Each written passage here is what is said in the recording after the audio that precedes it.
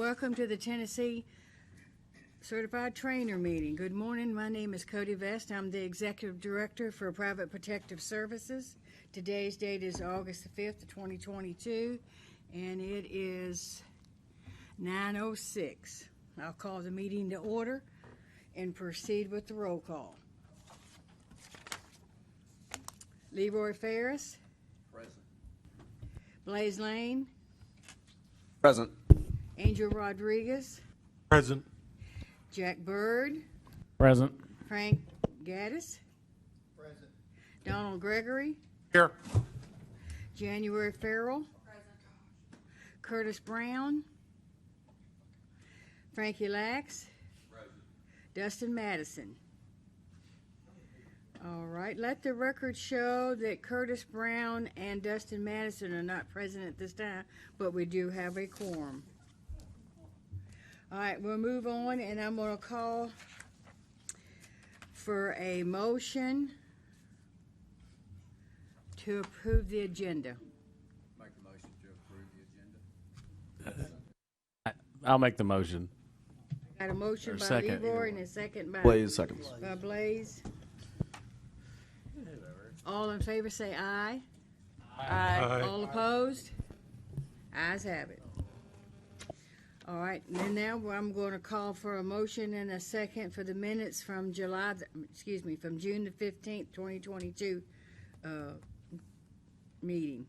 Motion? Accept. I make the motion to accept. I'll second. All right, we have a motion made by January Farrell and a second by Jack Bird. All in favor say aye. Aye. All opposed? Ayes have it. If you look at your agenda, the next thing on the agenda is the Dallas Law discussion, so I'm going to turn that over to our Associate General Counsel, Jesse Gentry. All right, good morning. I think we've talked about some of these changes at the last meeting, and part of the, hope for today's meeting is we can get through proposing what this de-escalation and safe restraint training curriculum could look like, so we can start getting that out to the industry. As most of you know, we're starting to do some seminars across the state with certified trainers, guards, and company owners.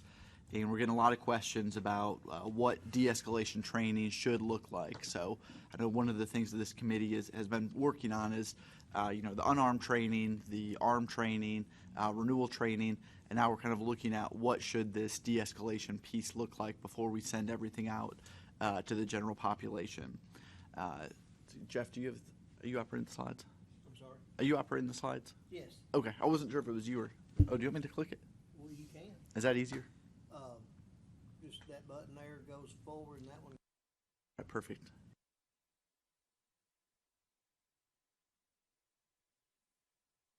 Okay.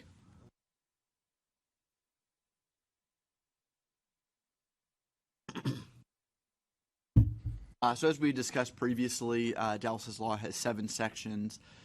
It was one of the amendments to this law when it was initially introduced, didn't cite it as Dallas's law. One of the last versions of it added a section 1 to have this law known as Dallas's law. The rest of the sections are ones that we have discussed previously. So if you have any new questions or any new things you want to talk about, let's feel free to flesh those out today, because I know we have discussed this at length, but just as kind of a way to frame our new curriculum for these items, we thought we'd go over these pretty quickly. As you all remember, one of the things that Dallas's law changes is the exemption under 103, effective January 1st, 2023. All unarmed guards that are working for PSOs will have to have that general training. Previously, before January 1st, 2023, guards working for PSOs could make an application, go without the 4 hours training, submit an application, and get a card that says for PSO use only. Certainly, those guards working for PSOs could work having the training and getting a regular card, but there was that additional ability there to get a card without the general training. And we've already actually worked internally to develop our application and our cards to remove that type of card. There's the new training that is being added as part of Dallas's law that requires unarmed and armed guards working either for a contract security company or a PSO at an establishment that has a license or permit to serve alcohol for on-premises consumption. Those guards will need additional training, which includes de-escalation and safe restraint training, as well as CPR and first aid training, which must be completed within 15 days of employment.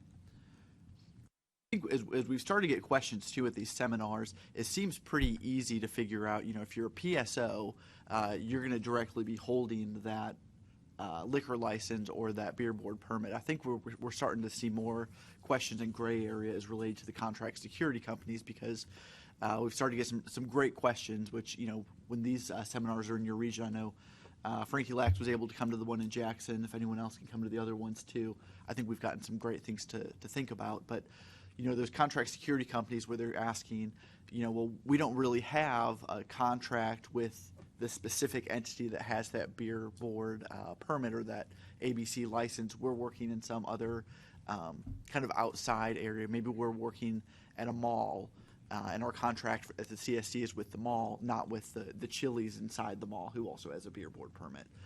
So I think that those are some things that we have to start fleshing out a little more, and a lot of it's going to come down to how ABC interprets it, unfortunately. There's only so much that we can do in terms of violation because ABC is going to be the ones who have that hammer there of suspending those permits and licenses. This still goes back to that discussion about the training, about being that de-escalation and safe restraint, and then first aid and CPR. And I think another thing we'd point out too, which you all might be interested in, we have started to get questions from guards who have asked us, why did de-escalation training?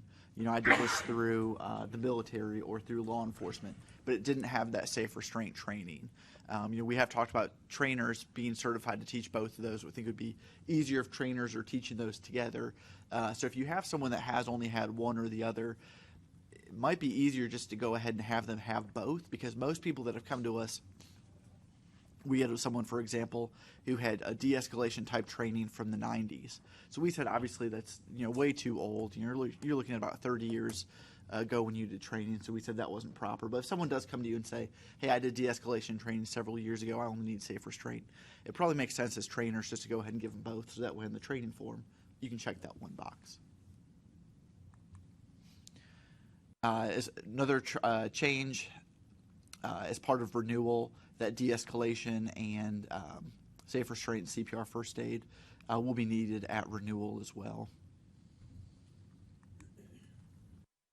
This is a big one that I think that there's been more confusion than it needs to be. I think it's pretty straightforward, but one of the changes with Dallas's law is if you're working as an unarmed guard for PSO, you can't have any type of weapon.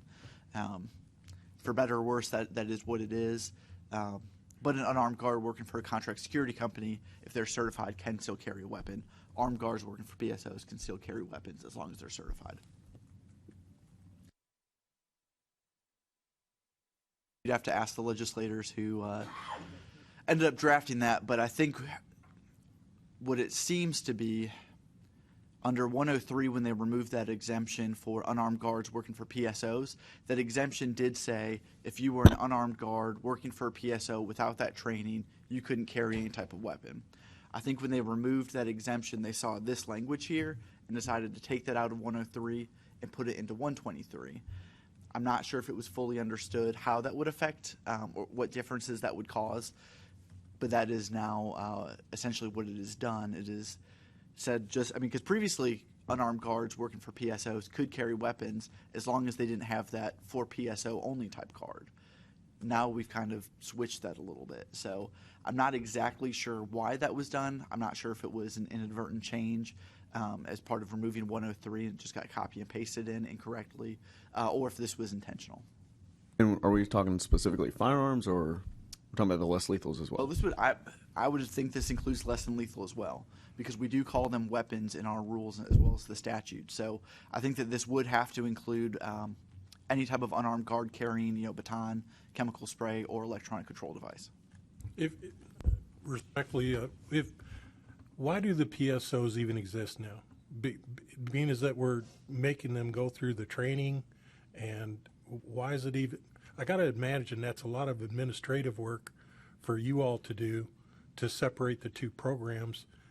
Wouldn't it make more sense just to do away and have everyone do the same? Oh, and that's a good point. That is something that we have discussed because we did think it would have been easier to say all PSOs, and if you see later in Dallas's law as well, I know we've discussed it, but only certain PSOs now pay that $100 fee and have that renewal.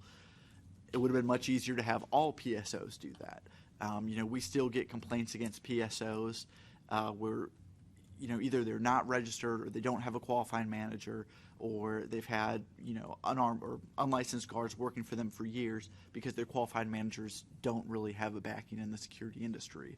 So something that we have discussed, maybe proposing in the future, is to have both qualified managers for PSOs, qualifying agents for CSCs, have the exact same requirements. Is there like a driving force for the PSO program to even exist? Is there a particular somebody that is driving it or couldn't do without it? I'm not sure. I know part of the discussion has been some of the nonprofits and churches that have PSOs, that there's a discussion about not wanting to put too many burdens on them. For example, we do have several churches that are registered PSOs. They're not going to be under Dallas's law, so they're not going to pay that $100 fee. But they have as their qualifying manager, the qualifying manager doesn't have to have certain experience, and it's an executive pastor, someone who doesn't really have a backing in the security industry, and that is where we have seen some issues. So I think that's typically where legislators are maybe more hesitant to touch PSOs, is as it relates to churches and nonprofits.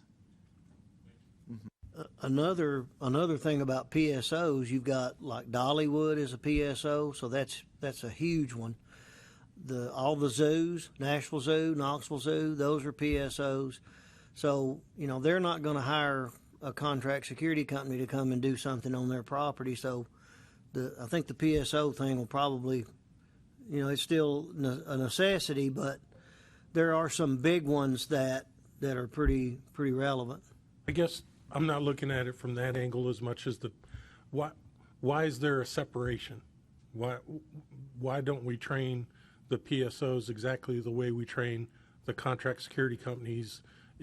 It shouldn't make any difference. And that was our original goal. When we first formed this committee and we first started talking about it, you all voted unanimously that that's what we would do. So that's what we were setting out to do originally. And of course this incident occurred and the events that followed, now we're where we are. And so before we could do that, the legislature has come in and stepped in and made these changes. So now we're just working with what we've got to do to. Thank you. And I think we are inching closer towards that. I mean, if you're starting to see the changes that qualifying managers need to have under Dallas's law, they're starting to get closer to qualifying agents, obviously not to the same extent, but it's starting to get there. And then by removing that exemption under 103, I think that's another big change because, now we're starting to say, okay, all unarmed guards are going to have the same training, instead of saying, well, these guards have to have training, these ones don't have to have any training, because, frankly, a guard at a PSO could have shown up and had, it was only recommended that they do training. They could have shown up on that first day and just been given, a badge, a uniform, and said, go, be a security guard without any training at all. So we're getting there, but it is a little bit slower than maybe than we would like.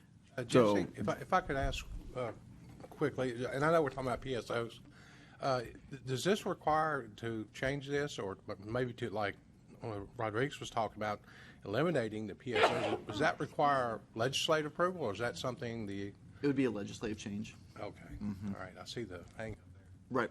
So as guards that work for PSOs are now trained exactly as normal unarmed guards. However, they have a restriction of zero ability to carry any less lethals. Are we encouraging and incentivizing hands-on de-escalation if the need arises versus the use of a less lethal tool? Well, and that's a good question, because I think there's two different ways you can look at it. I think one, you can say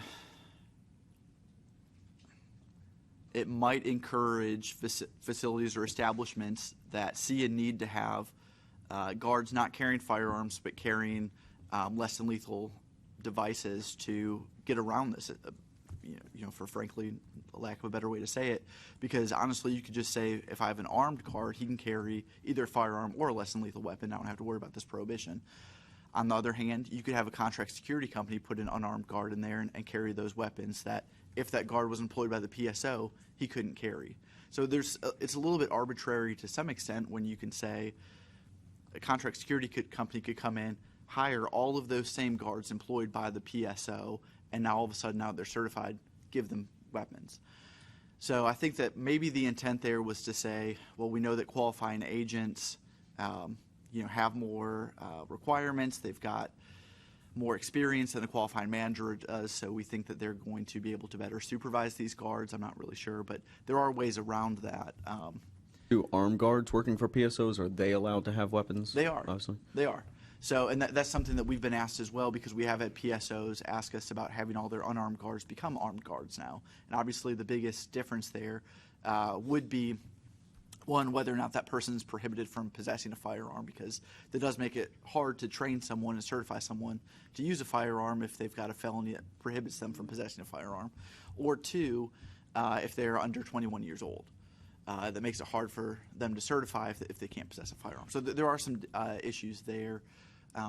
We did discuss in the last committee meeting, I agree with Blaze, that was the workaround, is for them to go and get their armed PSO.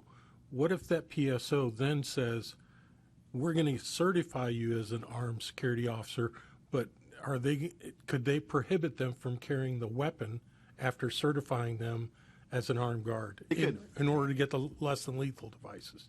So they absolutely could. They could, any employer could say what types of weapons they want or don't want their employees to have.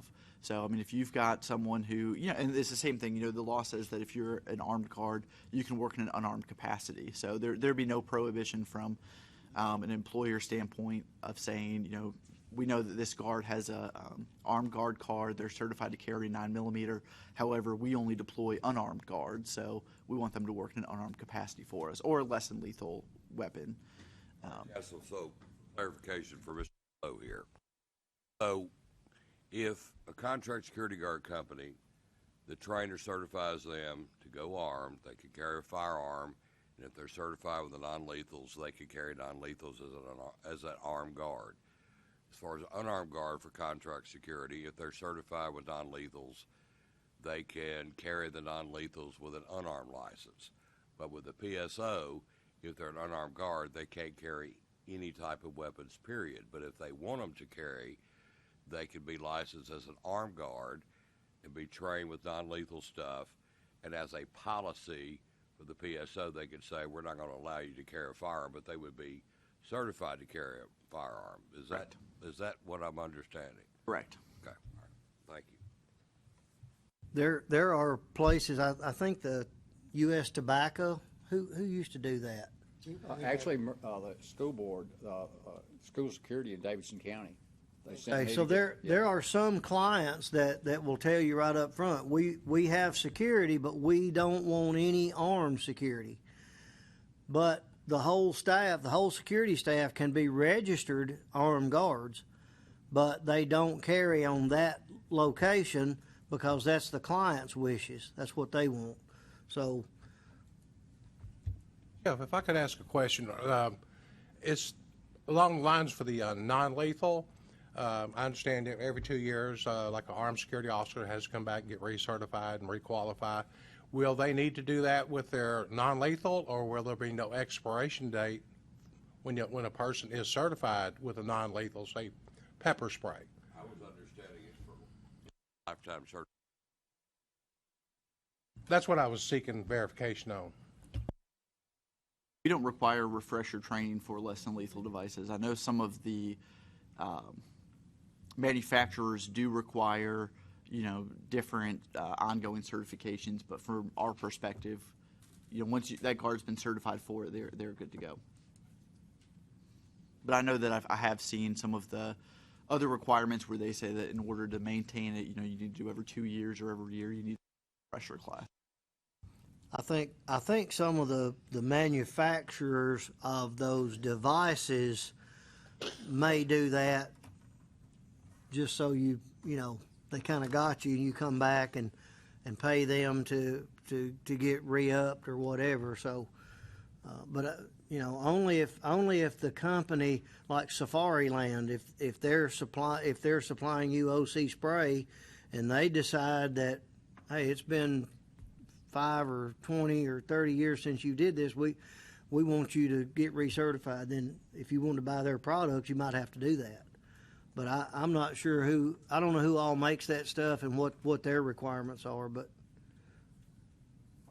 Well, I've been certified through a number of manufacturers, to include Safari Land. And for the instructor level, they may require the instructor come back every 3 to 5 years to get recertified, like Taser, things like that, or ASP baton.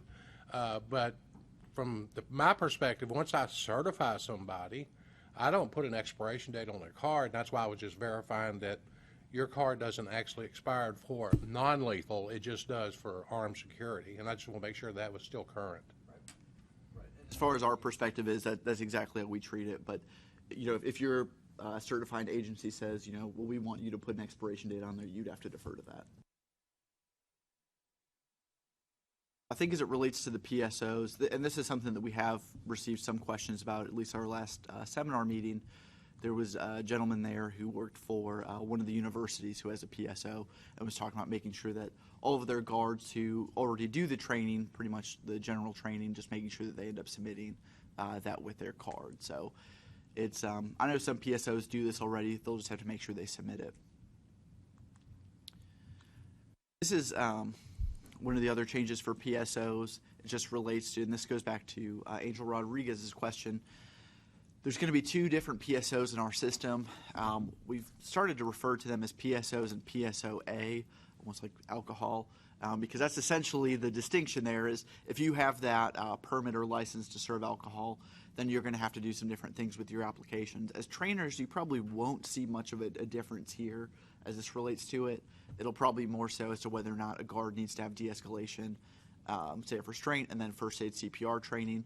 I suppose someone could come to you to ask about PSO applications, but it's going to be pretty straightforward in core. We think that this is actually going to be a pretty easy change since we're going to have 2 different applications, and basically it'll say, do you have this permit or license? And once you do, it'll open up new questions. If not, you know, no, and then it goes to the regular PSO.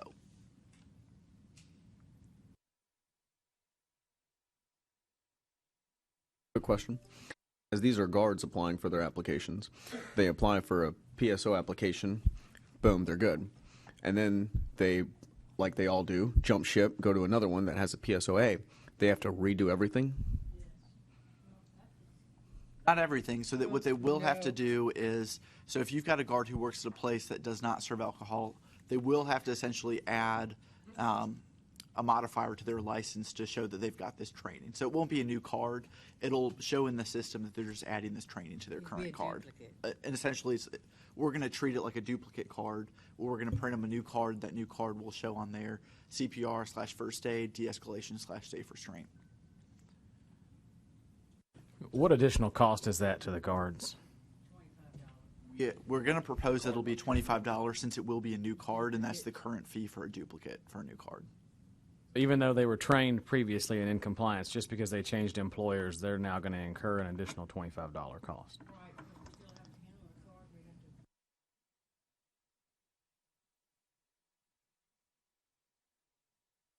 Well, okay. Here's where they won't have to get a duplicate. So say you have a guard who comes to you.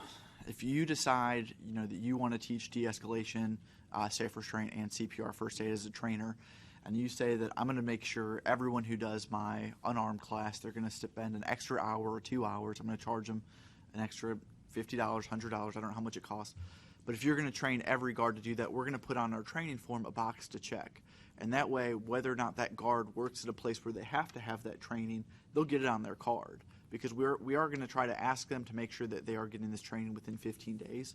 That we're going to ask them, you know, where they're working and whether or not it's a place that serves alcohol. But if you're training everyone to have this already, they're not going to pay an additional fee as part of that initial application. It's just going to show on there, you know, yes, I did unarmed and we'll show you the form in a little bit. But it'll have those exact same boxes that it has now, and then have 2 underneath there for CPR, first aid, de-escalation, safe restraint. Those 2 extra boxes get checked. It's added to their license, no additional fees. Does it need to be 2 boxes if they're both required? Would it just be one that says all of it? I'm just saying. I think the reason we're going to do 2 is because, say you have someone who goes and gets first aid CPR from American Red Cross, and that way the trainer's not the one who's doing it, it's some outside person. If we do it on one form, that way a trainer could say, well, I'm only going to do de-escalation. Or if a trainer says, I'm not going to touch CPR first aid, I'm going to send all of my guards to American Heart Association to get that done and get certified. The guards will be able to submit that similar to how we do some other certifications, but they'll be able to submit that with their application to show that's an outside document. So really, we're trying to be as expansive as possible with it to accept, if a guard has done this from an outside agency, if they've done de-escalation from Moab, that we want to let that count and kind of make sure that people are not having to go back and do additional trainings if they've already had this training within a year. Because some of these de-escalation training courses that are currently being provided are pretty extensive. So if you've done, an 8-hour de-escalation, or you've done, a lengthy handcuffing restraint course, we're fine with accepting that because we don't want to say, well, now you need to go do an extra 1 hour if you're already certified. Same thing with first aid and CPR. If you've been certified previously, we want to go ahead and accept that certificate instead of saying now you need to do an additional training for it. Could it be helpful to have additional training? Yes, but we understand that's a burden on employers and guards. Jesse, if I might ask, moving forward, will Private Protective Services have a method of knowing which trainers are certified to offer these disciplines and sign off on them? We will. So similar to what we do right now with our unarmed and armed certifications, we are going to ask that trainers just submit proof and become certified to teach de-escalation, safe restraint, first aid, CPR. We're going to promulgate some rules that will better outline that, but it'll be a similar process to what we do right now with looking at a resume. If you've got a guard who's been certified by one of these other organizations to do de-escalation or to instruct those types of courses, or you have a long experience doing those types of trainings for guards, we want to make sure that those trainers can get credit for that. And then the easiest way is obviously to add that to their license, so that way we can match it up. The same thing we do right now, where if you're certified to do armed training, this guard has done armed training through you, we can match those up. Jesse? We are. So if you have experience, if you have a CPR first aid instructor certificate, you can submit that to Cody now, and Cody can go ahead and add that to your file. Same thing with de-escalation first aid. If you've got a background and already teaching this, or you've been certified by some other organization, we're happy to go ahead and start adding those to files now. So that way, one, you can have that certainty of knowing, okay, I don't have to do something different. But if there's some concern with, if there's some deficiency, we can say, why don't you go ahead and get an additional training to be an instructor for this before January 1st. I have a question. I'm gonna Hang on. jump in there real Hang on, quick. give me a second. The training, I keep hearing the word training. Are we specific on like showing a certificate for this? Or are we just saying, well, yeah, I did CPR. You give 30 compression, 2 breaths, you're done. I think as it relates to certified trainers doing it, we don't need to see a certificate. We're going to do the same thing we do. You've got that discretion. We trust that you've done a thorough training with it. But if someone says, hey, I did CPR through my church or the YMCA and they never gave me a certificate for it, we can't really accept that. Respectfully, I'd like to go back to last meeting minutes that we had. What I've been working on for the past month and a half was all about having any trainer the ability to teach that class. So why are we requiring them to submit anything? That's what I was going to say. We have written this into the curriculum. So if you're a certified trainer, you either teach armed or you teach unarmed or both, and then you can teach the less than lethals if you have those modifiers.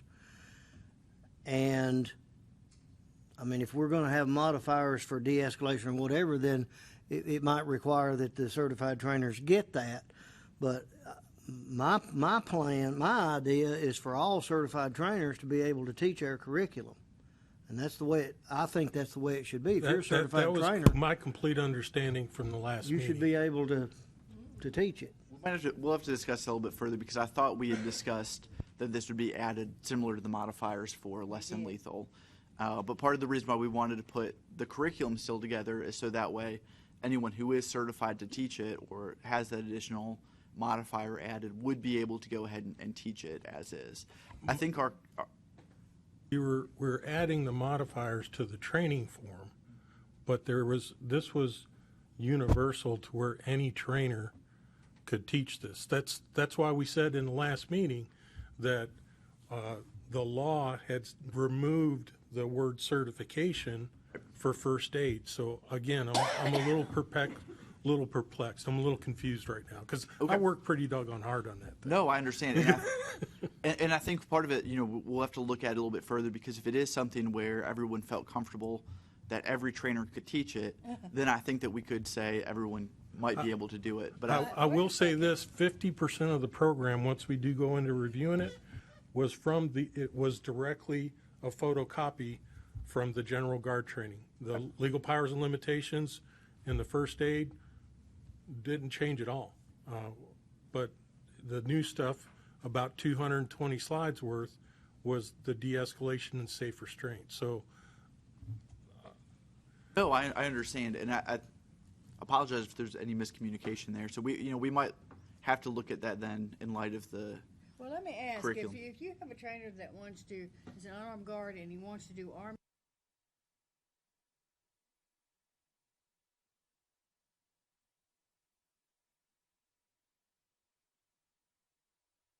Interesting to know from Leroy and Frank. Do y'all have, so he's asking to provide documentations for that modifier for de-escalation. Do y'all have? Yes, I got everything. Right, so.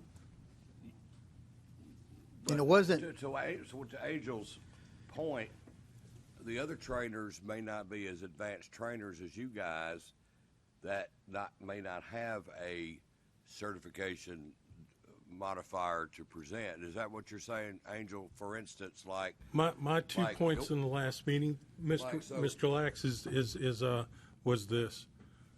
Those training programs are very expensive. Very expensive. If you've been to CPI, I have. That's a very expensive program.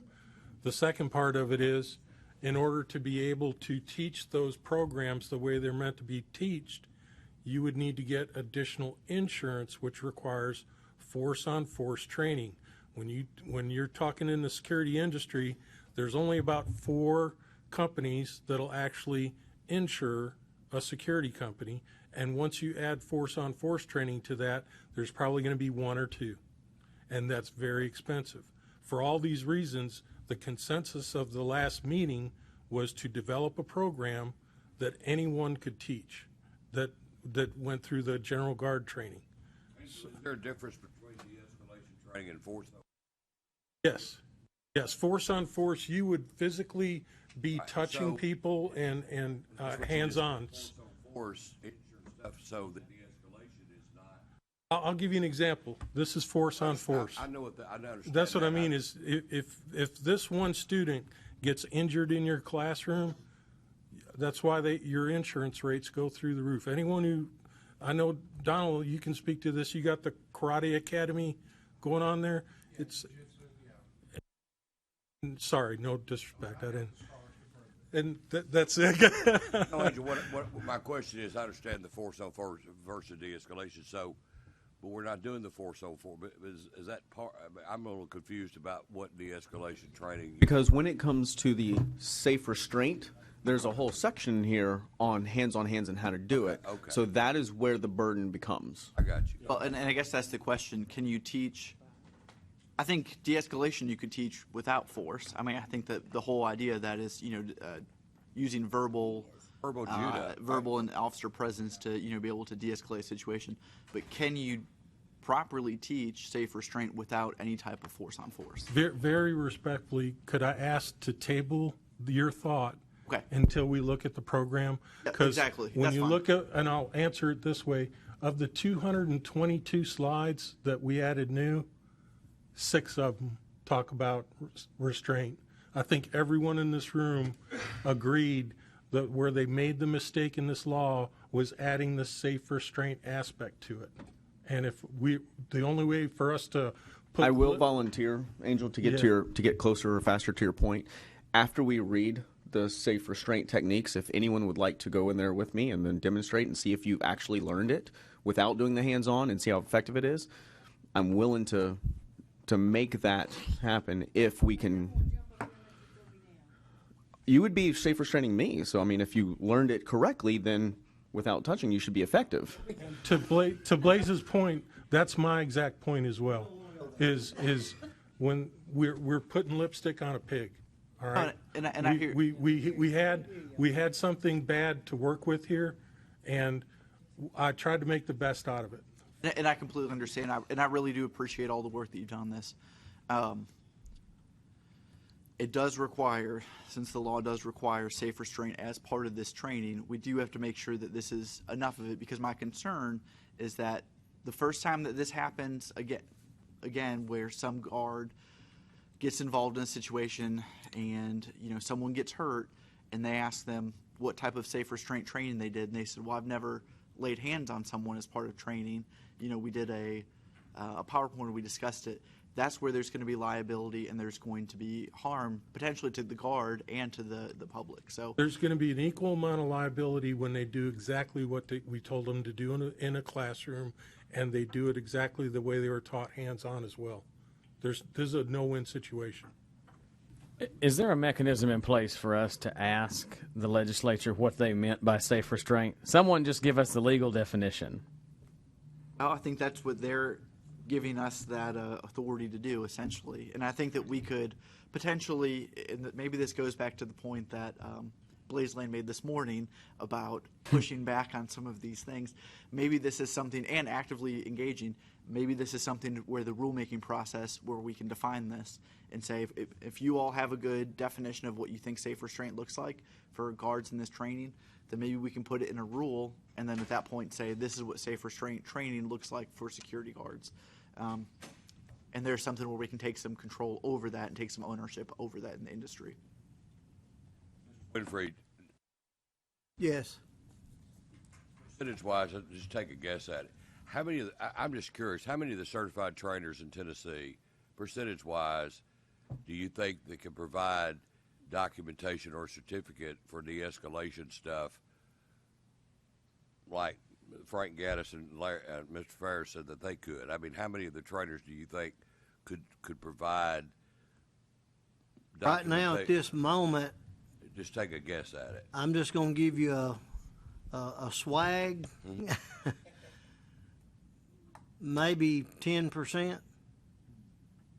Now, y'all may know something I don't, but I don't think a lot of people. I mean, this de-escalation and restraint stuff is new, because we never before. I mean, even if there's someone laying in the floor there bleeding profusely, and you're a critical care paramedic, the first thing that you're going to do once you determine that the scene is safe for you to approach is you're going to get their consent and permission to help treat them. And if they say, no, you can't do it, then you cannot help them. I don't care what kind of certification and training. You can have tourniquets, stitches, scalpels. You can have an ER physician there with you just about, and if they don't give you consent, you can't touch them. If you've got 10% of the trainers, when this law takes into effect, and all of these PSO unarmed guards have to have all this training, would it be fair to say that there's not enough trainers that are qualified under providing documentation to get that? My point there is, we are creating curriculum, and we should be able to trust our certified trainers to follow our curriculum and train the curriculum that's there. If they're not doing it, then we as Commerce and Insurance need to do something to them disciplinary-wise if they're not following the curriculum. But once we create the curriculum, if it's satisfactory to do the training, then if you're unarmed only, then if you're unarmed only, you can't do the firearms stuff, period. And that's the way it is now. So you're either unarmed or you're armed, and you can't do the non-lethals unless you show me a certificate that you are an instructor in those. And if we decide that we want to do that with the restraints and the de-escalation, then we can. But I'm not totally convinced that an unarmed trainer or an armed trainer, they should be able to follow our curriculum. That's one of the requirements for you to be a certified trainer. You have to, the law requires, number 3 on that law, on 126, requires that you show proof, and I always have to read it because I can't quote it, but you got to show proof that you have the ability to conduct the training required by the chapter. Well, the way we interpret that is you have to show me an instructor certificate. So if you have learned to be an instructor somewhere, that means you know how to follow a curriculum and you know how to teach from a curriculum. And the curriculum should be able to stand alone and get the point across. If it's written properly and followed properly, then it should be able to do that work. And if it's related to firearms, then that instructor certificate that you have to show me has to be firearms related. It can be a Tennessee handgun carry permit instructor. It can be an NRA. And you know, I prefer to see pistol instructors and things like that, but a rifle or a shotgun instructor, you know, a gun is a gun. You know, it's going to hurt you from the muzzle if the bullet comes out or the shot or whatever. So those are the kind of things that require you, that you have to show me to satisfy the requirements to be a certified trainer. So that's kind of where I'm thinking that we create the curriculum, and when I say we, I'm talking about this committee and this the PPS staff here. We create the curriculum, and it's either going to be armed or unarmed. And if it's unarmed and it's all these other things, then a trainer should be able to train that. They should be able to follow the curriculum. We should give them the tools to train that. As of right now, when this takes effect, the trainers, as of right now, and you may have already answered this, but for clarification, is the trainer's going to have to provide documentation to teach de-escalation and this new stuff, or is the trainers on the books today going to be able to train and sign off on that based upon the curriculum that we're developing? Our objective, my understanding of our objective from the last committee meeting was to develop a program that anyone in this room and anyone that's a certified trainer could use. And that's...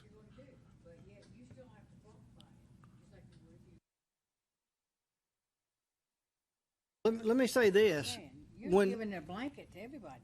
When the CPR first came along, even in the Dallas's law, the original intent that came down from the legislature used the word certified. You had to be certified in CPR. Well, somehow or another, by the time it went to this committee and that committee and this room and that room, and by the time it got on that piece of paper they slid under the governor's hand for him to sign on June 1st, it no longer said certified, it just said CPR training. It didn't use the word certified. If you use the word CPR certified, then that does not allow any and every certified trainer in the state to teach CPR, because in order to get a certification card from either American Red Cross or American Heart, you have to be a certified instructor for that organization in order to... I can teach you CPR all day long, but I can't certify you. I cannot make it where you can get a CPR certification card because I'm not a certified instructor. Now, my thoughts going originally were that we would create a curriculum that any of our certified trainers, because Cody asked me, do you think there's enough trainers in the state to handle this? Well, we got 430, so yeah, I think we've got enough if they're all teaching. You know, some of them don't teach. Some of them don't do anything. Some of them do a lot. I mean, I sit there every day and I see the things come through. I see the forms come through. So just kind of hit the point here. I understand. And here's where I think the confusion is coming from, because if you're saying that we have to submit paperwork to be able to provide the CPR training, which again is, like you very clearly stated, not a certification, then we have an entire first aid portion inside the unarmed guard class where no one needs to provide any information. We're just inherently able to teach that with the unarmed guard certification. And then we're adding some very basic hands-on CPR here, which is really a couple slides. It's hard to argue that you need that certification. So from that first aid perspective, you would have to kind of show like a more duty to report some certification in order to train that based on what the curriculum shows. When it comes to the de-escalation portion, again, we're already teaching it in both the unarmed and the armed portion of full de-escalation. Now, this is a little bit more in depth, but when it comes to the hands-on training, I certainly understand the need for additional certifications to teach that hands-on portion. But as far as just the de-escalation or even the first aid / CPR training, we're already doing so much of that in the unarmed armed guard class. We are finding it hard to find the stretch for the need for those certifications, reconciling those two. Well, maybe this is where we're kind of getting separated a little bit. As we are today, none of this curriculum is being, well, notwithstanding Angel teaching some of this already, or some of the other trainers using this, all the other trainers in the state are not using this curriculum right now. So I think as we are today, we do want to see that certification for de-escalation and CPR, because we don't know, say the trainers who are not here today, we know that there are trainers who are, you know, once they get certified, they submit that resume to show, well, I've got an NRA trainer certificate, so I can do armed guard training, or whatever background they have to do, the unarmed training.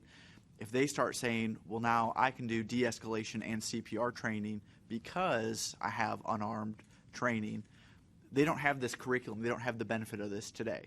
So I think as we are today, we probably need to look until this is mandated, and maybe that's what we do eventually. Maybe we say, you can, you know, teach de-escalation. If you want to do force on force for it, great, for safe restraint. If you want to do CPR certification, have someone come in and get all those guards certified, great.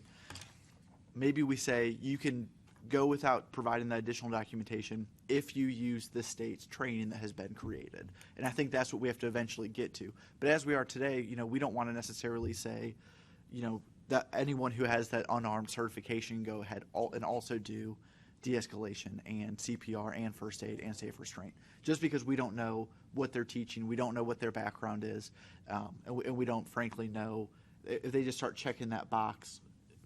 It's just concerning, especially with there being no time requirements on that training as it is right now. We don't know if it's a 10-minute training they're doing or a 20-minute. To Blaze's point, though, we're already doing that in the general training program, respectfully. We're already training on use of force in the general training program. We're already doing that in the first aid training. And we do some basic de-escalation in the 4-hour training as well. They're already doing it. All we're doing now is doing it on a bigger scale. I understand. And I think that maybe we need to table part of this until we at least look at what's been developed, and then maybe we can decide at that point if we think this is something that every trainer could go ahead and use, or if we still see some concerns there, then we can discuss that further. I can assure you that you're not going to see anything in any of this training that we've put together. We have not reinvented the wheel. It's still round, and I mean Let's got off track. Right. Let's get to that part with the training and start discussing that further. We'll finish Dallas's Law here real quickly, and then get into that, because that's the next item on the agenda, is that actual training. As it relates to Dallas's Law, one of the big changes that everyone the industry is very aware of is the ABC Commission and the Beer Board's authority to suspend license or permits for on-premises consumption for 1 month per violation.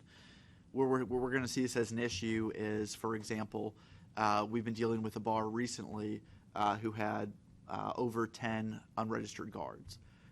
When you look at a situation like that, and there's supposed to be a PSO, it's not a contract security company in there, they're going to lose that license or permit essentially for a year at that point. And that's going to cause drastic issues there with financial penalties there essentially with their ability to operate. So I know that this is something that is very concerning to the industry. One of the reasons we've talked about putting on those cards for the guards, that additional certification or that additional training, is so that way that employers can look at that card for each guard and say, all right, my guard has de-escalation and safe restraint, CPR, first aid. They're good to go. And that way there's a safeguard there for the industry, for the employer, and then also for us in ABC when we're doing compliance checks. We talked a little bit about what the changes are for unarmed guards. They'll have that additional training, that de-escalation and safe restraint, CPR, and first aid if they're working at an establishment that serves alcohol. They'll have 2 hours of refresher training. That refresher training is related to that general training.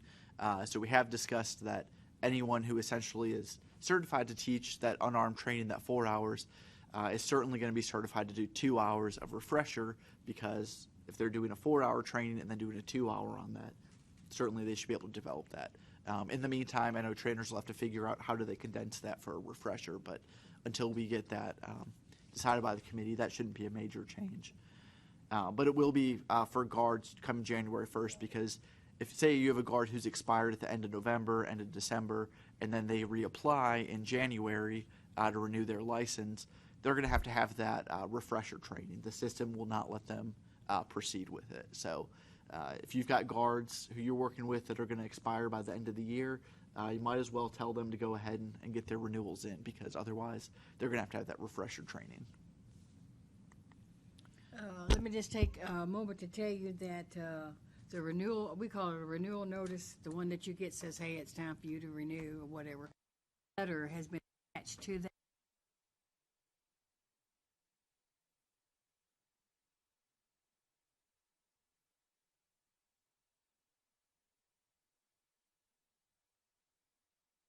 Let our trainers know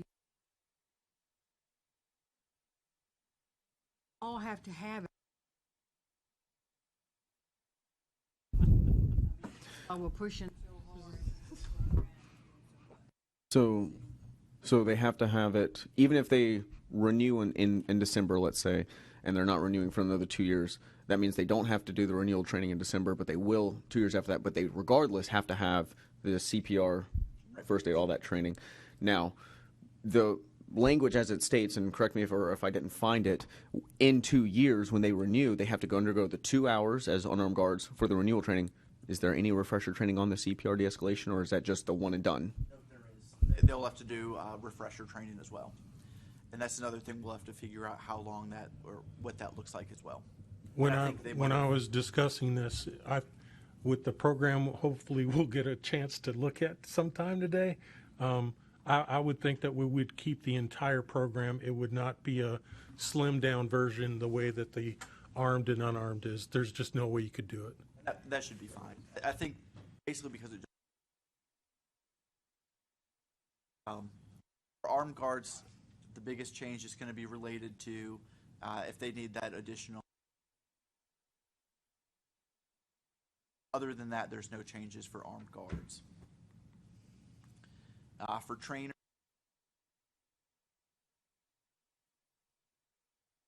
that unarmed guards have that refresher training. So all of you that do unarmed training, you'll start to get guards coming to you at refresher. Probably additional. That's about adding classifications to do the CPR, first aid, de-escalation, safe restraint. And what we've discussed a little bit. That section that we adding those additional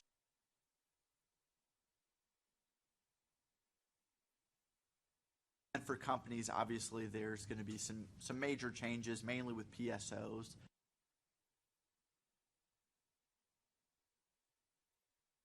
They're going to have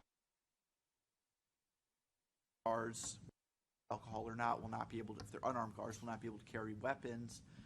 And then for the contract security companies as well, there are going to be some changes as it relates to making sure their guards are properly trained. If they've got posts at a location, I think that's essentially.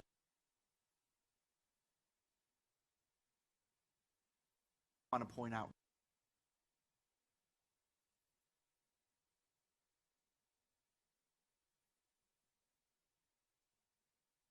This is what the application is going to look That's like. what the guard is going to see when they go to renew. They're going to see this new stuff on there, and so they're going to have to attach proof that they've done CPR and training and de-escalation. So it's just on there where they can attach their documents, just like it is now. And I thought I might not have the one with the. Yeah. No, that's fine. I thought I had the one with the new training form, but I guess I didn't upload that. And that's I've if got they the new haven't. training form. And that's if they have not taken it on the training form, right? That's if they have taken it on some outside thing, correct? If they did some other way, other but if approved it's on training? the training form, then you'll submit it as their instructor, and we'll have it that way. Correct. Now, for these guards, is there some approved list being prepared for them to know whether or not their training qualifies before they go through all this? Good idea, though, So there's gonna, because I don't want them to submit it, pay everything, which is non-refundable, all to find out that you say subjectively it is not meeting those standards. Like, they need to have some kind of clarification going in. That's a good. But I think that's everything related to Dallas's law. Are there any other questions related to, or do you want to start looking at this training that Angel is working? I make a motion for a break, please.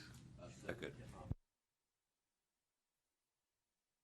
Okay, motion was made for a break at, do I have a motion for a break this morning? Make that motion. Second? I second it. All in favor say aye. Aye. Okay. All opposed? All right, we're going to take a break at 10:04, and we'll be back in 10 minutes.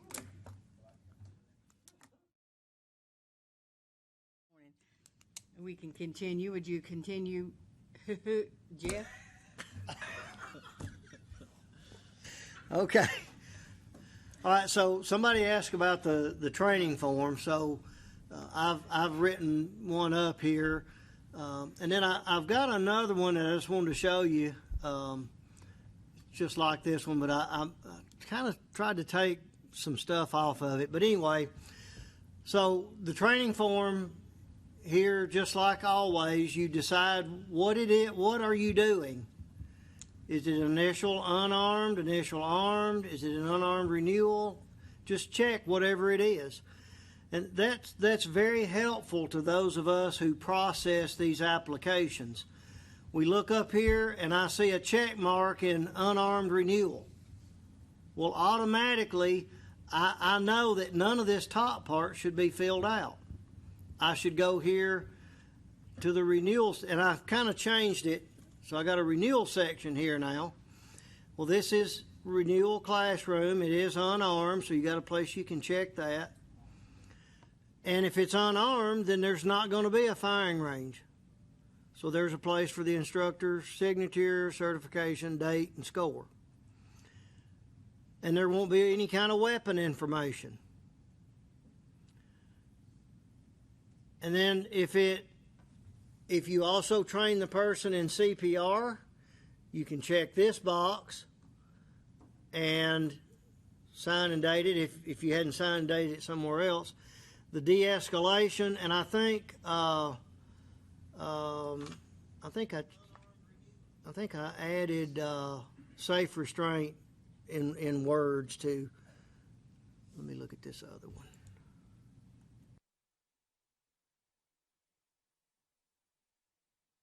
Yeah, I did on that one. So what I did on this one, this is basically the same thing, except I just put a place up here for the date and score. Date and score. That we have got to have date and score because the law requires it for one thing. The rule requires it. The law mentions something about if the training was completed in the year prior to filing the application. So that makes the date, month, day, and year, that makes that very important. So we always have to have a date and a score. Well, what I did with this form, if y'all like it, I just took so much junk off of it, and down here at the bottom, you print your name and sign it, put your email address and your trainer number, and let's see, I didn't put the trainer number on there. Maybe I should do that because a lot of times, yeah, we have to know your trainer number. You can't read the signature. Well, we can't read the signature a lot of times, so I'll go back and modify this and put the trainer number down there. But do y'all like this better, where you don't have so many places to sign or whatever? And location, you don't have to put all that. Well, and I took the location off. We decided that, you know, the law or the rule, either one, requires that we know where you're doing this. If we want to audit you, we will call you up and say, hey, where do you do your training? We might like to come in sometime, or we may just show up. We can find out where you're doing your training. So I just took some of that off to kind of give us a little bit more space. But you see right here in this section, we got a space for CPR and de-escalation. If somewhere down the road we wanted to do something else, we got room to add it. If we want to do something else, we got room to add it. We might even be able to put about 6 things down here if we wanted to, if we had to do something, that we have to add, then we got room for it. If the committee approves what we're fixing to review, Mr. Winfrey, since what we're fixing to review is a 4-hour training segment that includes CPR, de-escalation, and safe restraint, could we just have it as all one, so that it's just one date and one score? We could do that, but I think the reason we're going to have it pieced out here is because, like to Blaze's point, somebody just got through doing CPR certification last week. That if they've got a card, I don't think it would be a problem for the certified trainer to put on there the date and score based on their card. I mean, that would be helpful to us. But is that certifying that we are certifying that training? Well, because we didn't do it. You could put there's a place down here for comments, and you could put, applicant had his own CPR card or something. I don't know. We can do whatever y'all want to do, whatever we need to do, but, we got the boxes on there, and if we needed to pull out de-escalation and safe restraint and make that 2 different things, we got room to do that. If there's something else that somebody comes up with, some other kind of training, maybe somebody decides we got to have Moab training and it's required. Well, I'll make a box right there. I can copy and paste and put Moab out there.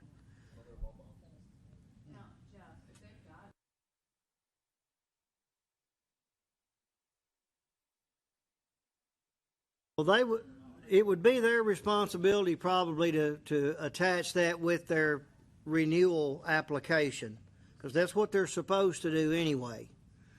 If they have something that's going to be above and beyond what you're doing for them, but it's required, like a CPR, then they need to attach that to us.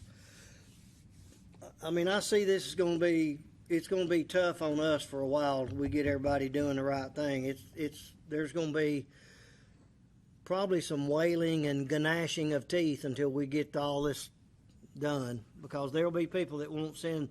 There's people don't send stuff in now. I got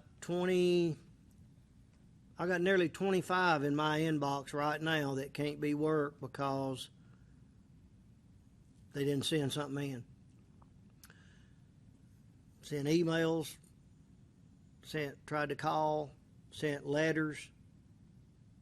And every once in a while it'll be a training issue, need a correction, and I'll send that. And fortunately, in most cases, I get those back very quickly. We've got a few certified trainers that don't comply. Does everybody have the email? Certified trainers? Send it to certified trainers? No, I mean, if you sent something to a certified trainer, Oh, email. Everybody have an email? just about it. There's still a few that still don't have there's it. still 3 or 4 that don't have a valid email. And what I try to do is every time y'all renew, I try to make sure before I process the renewal that you've got that everything is up to date, especially if I've had trouble getting in touch with you. Obviously, I don't have that trouble with this group.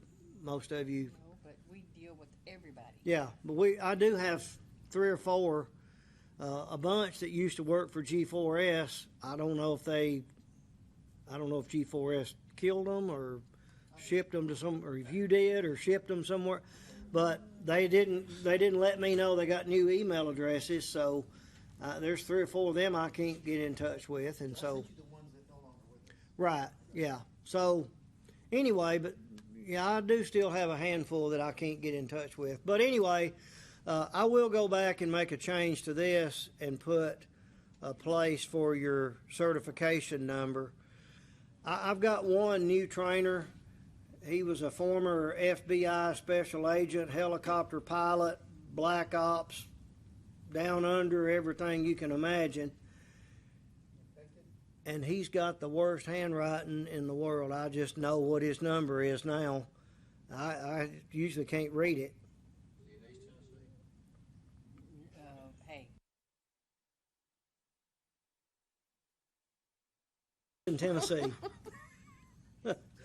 But I mean, everybody's my signature is illegible, but that's my signature, and we got a place here for that. But then we got a place where you print it. So y'all just remember, all of you and all the trainers. I wish I could speak to them all right now.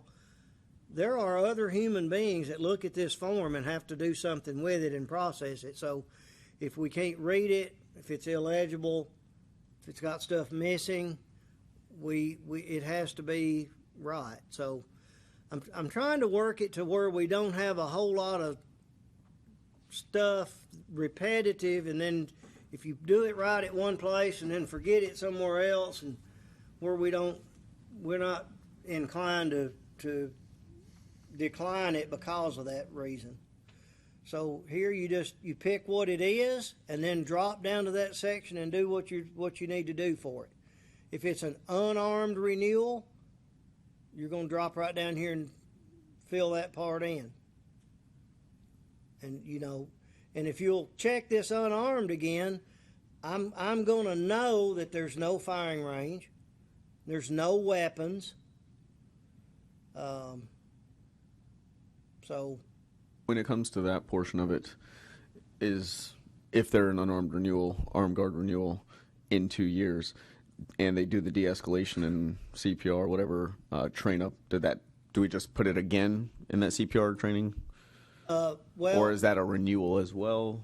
It could be initial. So if you go up here and mark initial, unarmed, and they go ahead and do the CPR and the de-escalation where they can work with us sell alcohol, then you're going to come down here and you're going to indicate that you did CPR and de-escalation with them. I understand that for initial. I'm saying for the unarmed. Are they required to renew the CPR training and de-escalation? They will have to do that every. And where are we going to annotate that? We do every 2 years when they do a. So. He's saying, where does he mark it on the form? Well, Renewal, it's either an initial or it's a renewal. There ain't nothing else. It's either a first time this person's ever been in the system, or it's a renewal, one or the other. Absolutely. And right here you have a renewal for classroom, unarmed and armed, and a renewal for firing range. Yeah. But you don't have a renewal for CPR and de-escalation. So if we are using those same ones for the renewal, just say that, and I'm cool. If you're needing a renewal for those, then that's what I'm asking. Well, I just don't know if I need to. I mean, we'll do it whatever works, but Well, there's plenty of space there too. Yeah, You could yeah. easily just say CPR training, de-escalation training, and then underneath say initial or renewal. I see what you're saying. I mean, I get your point too. But I mean, if I did this as an initial or as an unarmed renewal, and I come down here and put the date and the score for it, and I say, oh, they also did CPR and de-escalation, I'd go ahead and mark it down here too. And then, It'd be for his renewal. For the initial.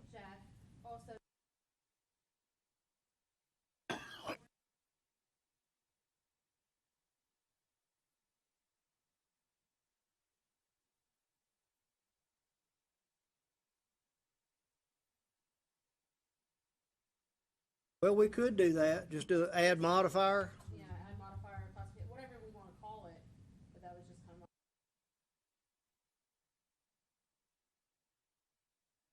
I'd have to make it smaller to get it in there. But I could do another box and just say add modifier. Or you can put it across that state line, already across that line that's there that says.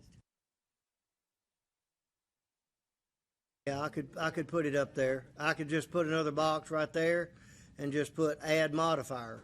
And that, Blaze, that would get your, if somebody came along and they weren't really renewing and they weren't really an initial, they just came in the middle. Let's say it's in the middle of the year, just like adding a weapon that they got for Father's Day. They add that in the middle of the year, so you're going to add that weapon. If all of a sudden they decide they want to go downtown and work at a bar, and you're the contract security company sending them down there, and you say, well, we got to add CPR, so I can put a box up there, add modifier, and then you can drop down here and add it, CPR and de-escalation. Whether we call it additional training. Yeah, we could do that. Yeah, but it's a modifier. Yeah, we could call it add modifier. We just need to know what we're going to call it for our processing, and y'all need to understand what that is. So yeah, we could do that. So Megan, help me remember to make those changes. Megan? Okay, thank you. A question, Jeff, if I may. Because I realize this law goes into effect in January of next year. Someone's halfway into their research. In other words, they've got another year left. Could we just do the modifier for them since they don't have to research yet? Yes, you could. So that's where we would just add a modifier, just like you would add a weapon in the middle of the cycle if they got a new gun for Christmas or then they wanted to carry it. Then we'll just put a box up here, add modifier, and that's what that'll represent. I only mention that because it would get them in compliance with the law. Absolutely, yeah. They all have to be in compliance as of January 1. Application comes in though, because without a weapon.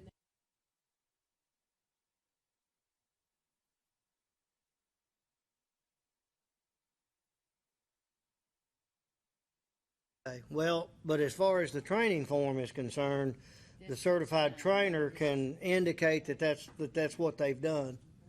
But yeah, there is a little more to it than just adding a weapon, because we don't print that on their car. We don't print what kind of weapon they got, but we keep this form on their file, and then if they're ever involved in an altercation and the question comes up, what kind of weapon were you using?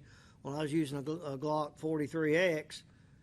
Well, they better have this file on this document in their file saying that they qualified with a Glock 43X 9mm at least within the last 2 years, or otherwise they wouldn't be legal to be carrying it. Okay, we ready to get on to All right, so good stuff? do y'all like this form with fewer places for you to sign, and maybe just make a few modifications? One page, so I'm good. Well, yeah, I like the one page too, because when we go to 2 pages, somebody's going to stick the wrong one on there or forget one of them. I used to see that all the time. It drove me crazy. Then I'd call them, hey, I need your training. Well, I attached it. I know I did. I saw it. Yeah, but there's 2 pages. And so anyway, all right. So do we need to take a vote on this or anything? I don't think so. It's not ready. Will be in 5 minutes. We don't need to vote on that right now. All right. We got enough to discuss. Can we reserve the right to not have to come back to a meeting to vote on it? I mean, We're gonna be having another meeting, so you'll be okay. all right. So let me just say this. So I think the next item on the agenda was Upgrades. updates on the current training curriculum. Jesse, can you kind of tell me where we are on what legal and the commissioners? Have they seen it or? No, they said they didn't want to look at it until it was ready.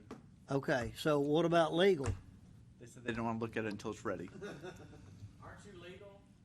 Part of legal. So I've looked at it, but I was told that until the de-escalation portion is ready, they wanted to wait.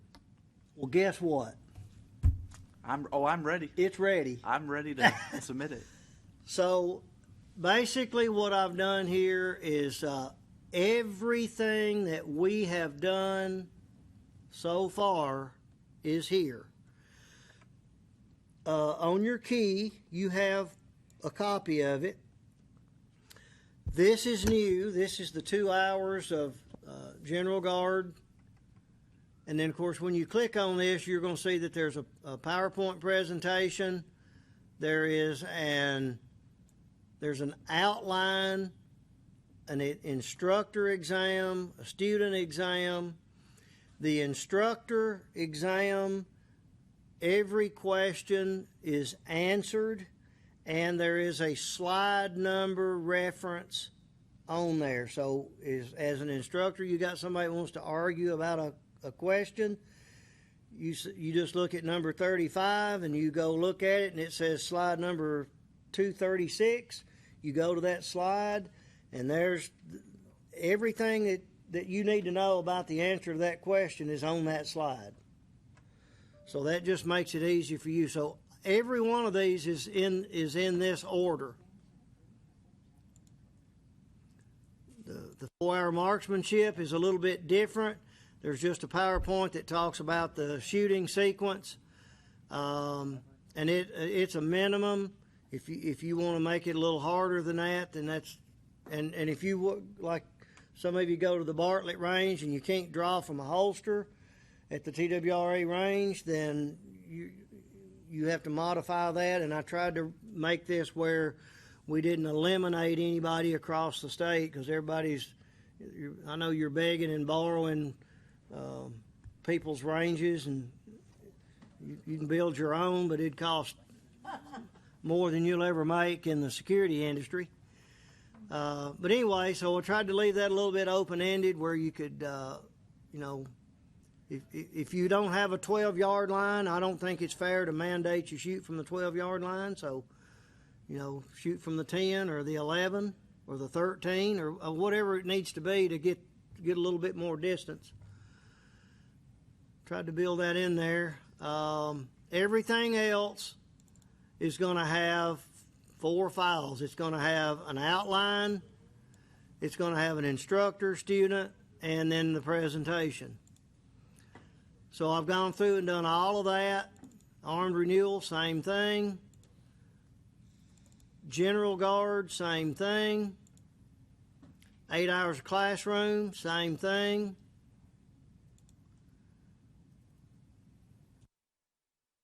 So what is new? We'll just go ahead and start here at the 2 hours of General Guard renewal. So basically what we did here is we looked at the 4 hours of General Guard training that we had already put together, and we asked ourselves the question. Angel and I worked on this. He volunteered. He's an unarmed trainer. That's what he specializes in. So I said, as an unarmed renewal, what do we feel like is important here? So basically what we did is we sort of took the program and just chopped it in half. And what we've included for the renewal training is legal limitations and liabilities. because that's very, very important. The laws, what you're allowed to do, what you're expected to do.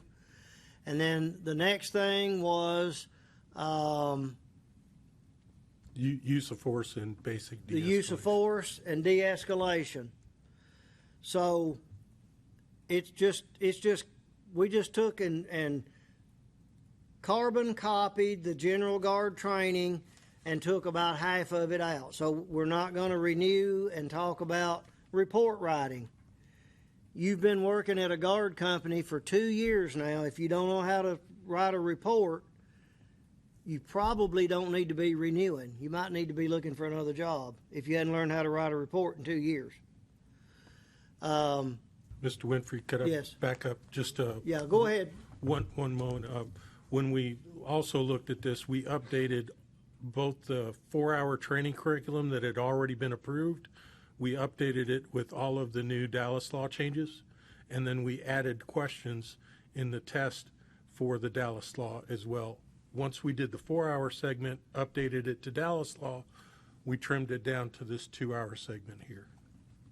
That's basically what we've got here, and it consists primarily of legal issues, legal liabilities, legal limitations, and de-escalation and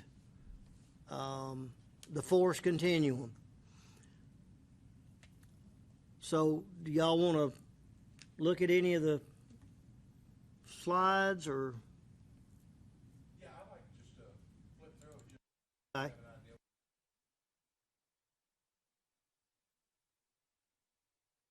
Just kind of run through there just kind of real quick. If you see something that catches your eye or your interest, we can stop. But here's the title slide. We made some, this is the same title slides that are in the other presentations. We're Tennessee Code Annotated is abbreviated with TCA. We defined who the commissioner is. And anytime that you see language about the commissioner, it's talking about our commissioner here at Department of Commerce and Insurance, unless it is otherwise specified. So from there on out, anytime you see commissioner, that's what it'll be.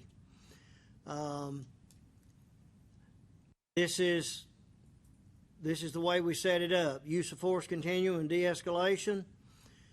We talked about use of force and de-escalation techniques, and then part 2, legal powers and limitations. The authority, we go over our laws, the rules, and then the Title 39 and 40 laws that we talked about in the regular training. We wanted to come in here and reiterate those.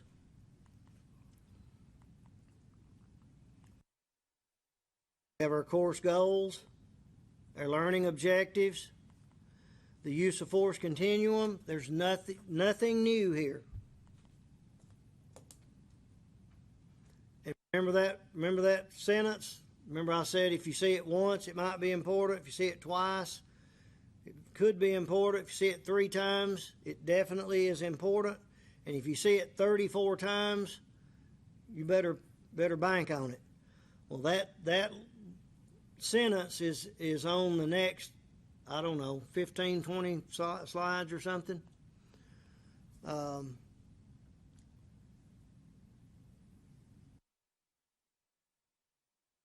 Where you see red words, like this red word is underlined, that's a test question. And to Blaze's point, Blaze doesn't really like to use PowerPoint all that much, but here's what I like about PowerPoint. If Blaze knows what he's doing, and I think he does, when he sees this slide and he sees always, that's just going to be a reminder to him that, hey, I need to make sure I hammer this point home because this is something that we have determined or we have decided is very important. So we want to notify law enforcement or other help to come rather than have a head hauling out there in the middle of the parking lot or something.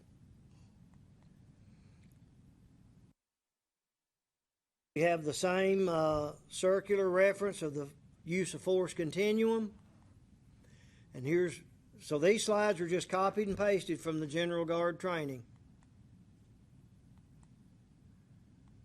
Talks about the different levels, colors.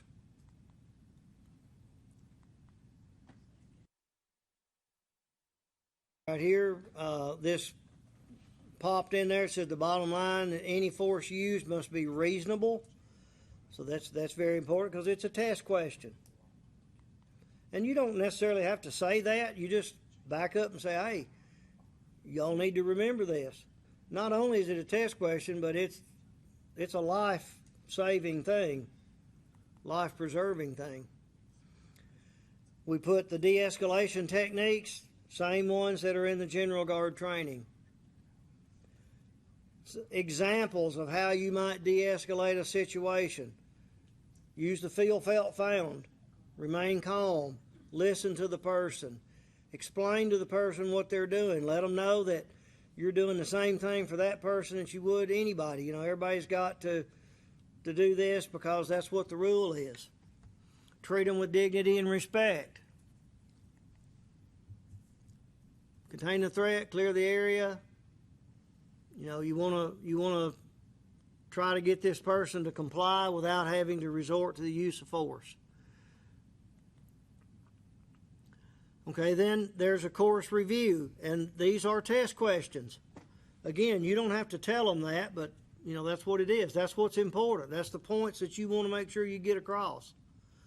And whether you, and again, I don't advocate that you read the PowerPoint presentation to them. It's just when you see the slide, you know what you need to talk about.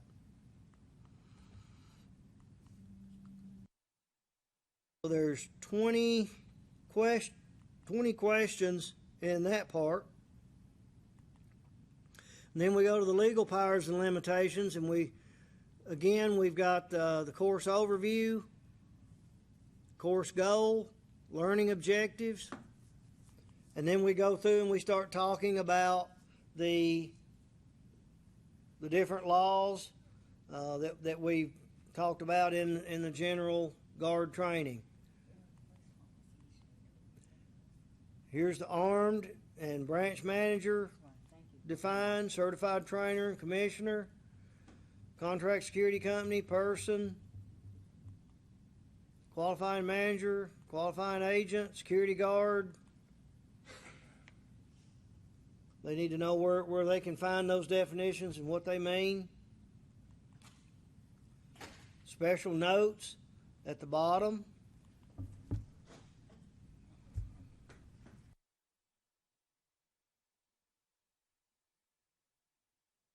This defines what an unarmed security guard is. This is where we have our exemptions, which number 7 is the full-time sworn peace officer.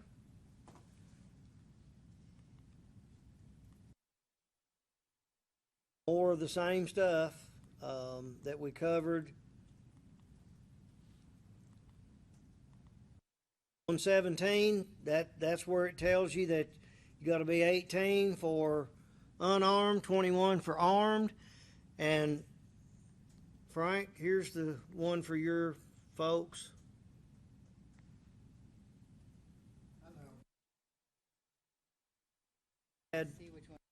Number 2. We've had Frank called the other day and needed some clarification of that. So basically the bottom line is you got to be a U.S. citizen or a permanent resident alien. And if you've got a visa to visit or to be a student or to work, or you got to be a citizen of the United States or a resident alien. There ain't nothing else up there. That's it. And if you're 25 things other than one of those two, you don't get a registration card from us. And that's where that comes from. And what are some things that can prevent you from getting a guard card? And that's in there. But then we also have the Fresh Start Act that we have to talk about. If that's something we have to do, and we take every case on a case-by-case basis. and this slide here talks a little bit about that. And you need to make sure you tell them that there's a 5-year period. If they have been convicted of any of that prior stuff, 5 years has to have passed since the crime, the prosecution, the final court disposition, the probation, anything that was related to that, that has to have ended, and then 5 years before we will consider it. And then we'll go over it like any other case.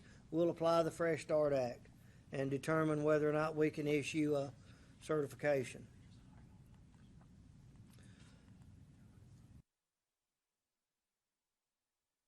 Low income waiver, you can talk to them about that. I guess this not too important for renewal, so that's one you probably wouldn't talk about a whole lot because it has nothing to do with renewal fees. It's only for initial licensure that they can apply for the low income waiver. So that one, you can just not spend a whole lot of time on it. Training at 118 is where all our training is located. Everything about armed and unarmed training, what's required, the 4 hours here that we talk about, the 15 days. That was the part of Dallas's law, that slide. Okay. Yeah, right there. Yeah, we changed that. So you notice right down here, de-escalation and CPR. And notice it says just training course and say certification. And so we had to change that one a little bit from to take care of the Dallas's law provision. A quick question, if I may. Sure. Self-restraint techniques, is that just the requirement?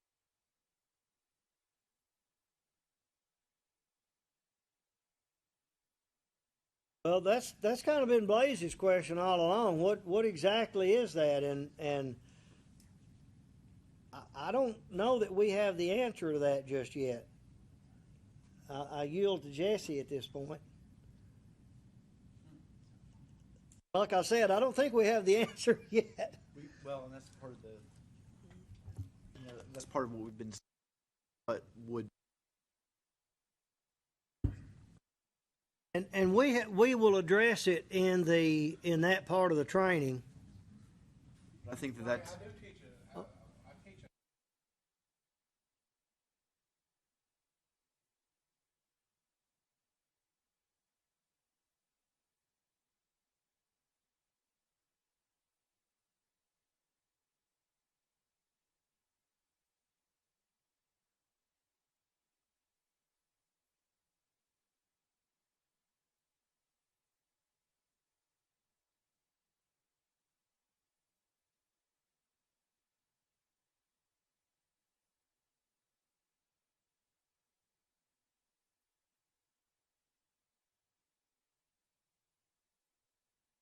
Right.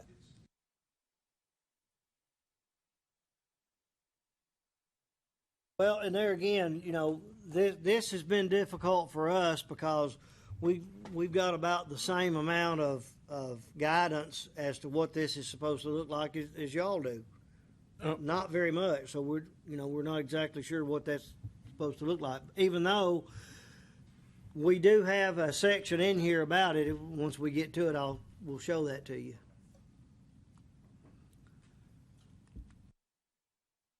More about 118. Here's a reminder about the PSOs.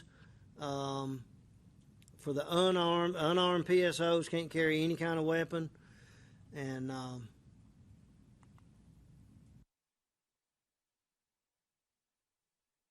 this right here, this B part where it says in the year prior to filling the application, y'all have probably heard me say a million times when you call and ask me something. I'll tell you that the training is good for a year. That's where we get that from. That's why we have to have month, date, and year on all these training forms so that we can keep up with that, because that's very important when we're trying to determine if it actually happened in the year prior to filling the application or filing the application. So that's why that date is so important. But that's where that comes from. And even though it's not, it's more of a internal policy. The fingerprints are good for 6 months, and if the fingerprint information is over 6 months old, then we do require that you get reprocessed for fingerprints. So somebody got an armed guard card 11 months and 29 days ago, and they decide they want to move up to armed.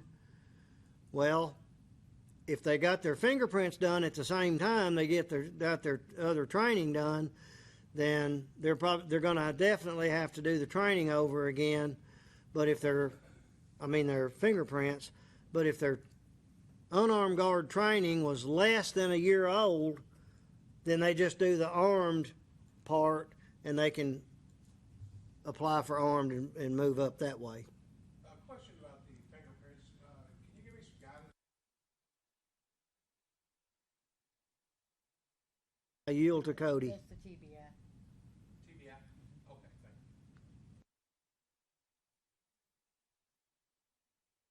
you. Okay, so these are the rules. I guess I've been in the rules. No, this is the rule.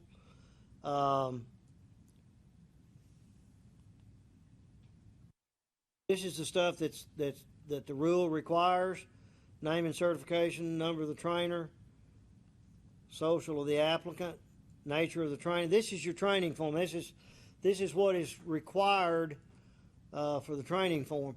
And even though, and I've got a note on my rules, if we ever go in and work on these rules, I think we need to add an E, the score, because it is, everything we do requires a certain score that is a passing score, 70% or better, whether it's a firearms qualification or a written exam. And I just feel like it ought to be there.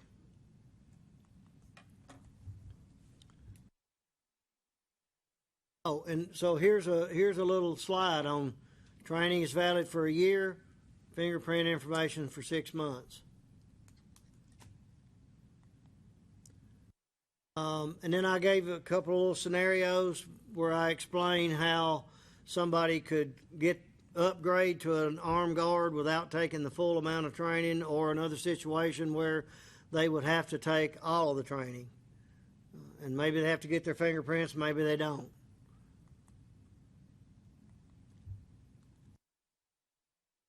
This is what we do when we get an application. We conduct an investigation, which basically we read those 3 arrest questions, and people put on the application no to arresting, court, and charging, and the TBI says yes. So then we look over and we got 18 pages of criminal history, and they told us no. Well, that gets denied due to a material misstatement. Another reason it gets denied is they don't attach any court documents. And these people know. They call me all the time. Well, I don't know why I got denied. Well, do you remember back in 2013? And oh yeah, I do remember that now. So, Mr. Winfrey? Yes. Could I ask a favor? Sure. I know that some of the other trainers are going to be leaving here in a little bit. And would, Donald, please no disrespect, we've covered all this for the last year. Could we move to the de-escalation training? Because this is the only thing that's been updated in this segment was just Dallas law changes. That's it. Everything else you've been looking at for the past year. It's a cut and paste of what we approved 6 months ago. Yeah, I'm fine with that. Okay.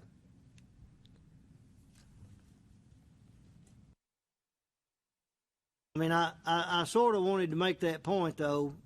There again, we're not reinventing the wheel. You're not going to hear anything new. It's still security by any other name. The other issue with that, to piggyback off what you were saying, is the expungements. Well, yeah, expungement. A lot of people think they have something expunged, but until you officially get your record expunged and pay the expungement fee and go through all the steps, it may still, and even if you've done all that, it may still be on your record because it hasn't gotten it taken off yet. And when that happens, the applicant will be the only person on the face of the universe that has any indication that that's been expunged, because the courts are required by law to do away with all traces of any of that stuff. They destroy it all. So you won't be going back to the court and getting any kind of expungement documents or anything. You get the copy, and that's the only one.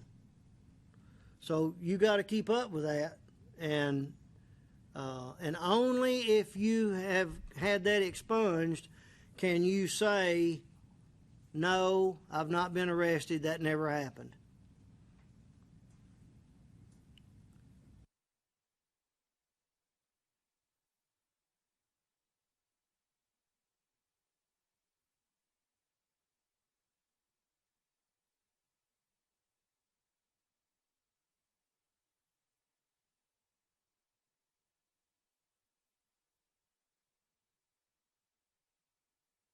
Here? All right, so there again, same format. Here's the slide presentation. And I'll add after to this too, just as a precursor. Just the first 223 slides are new. The rest of it encompasses 480 slides total, which is what a 4-hour class would equate to. And the rest of it from 223 all the way to 480 is carbon copy again of the legal powers and limitations and the first aid that we got from the General Guard training. Nothing new in about half of this presentation. The first how many are new? 222. All right, so here we go. Same, everything's the same first few slides. This is a little bit of outline of what we're going to cover. And here's your de-escalation.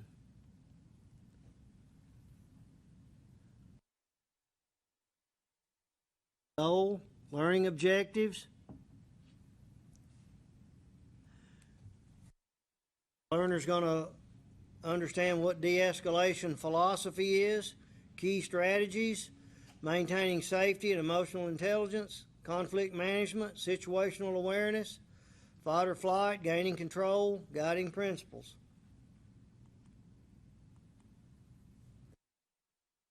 This defines de-escalation.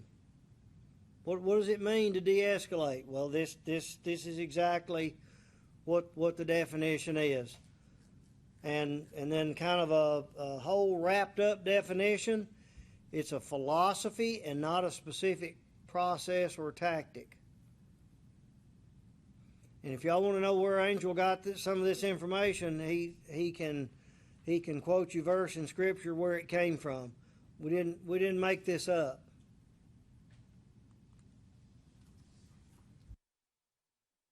This comes from the International Association of Chiefs of Police, and this is their definition of de-escalation. Taking action or communicating verbally or non-verbally during a potential force encounter in an attempt to stabilize the situation and reduce the immediacy of the threat so that more time, options, and resources can be called upon to resolve the situation without the use of force or with a reduction in the force necessary. I can't imagine hardly any other definition that would be more encompassing to what de-escalation really is.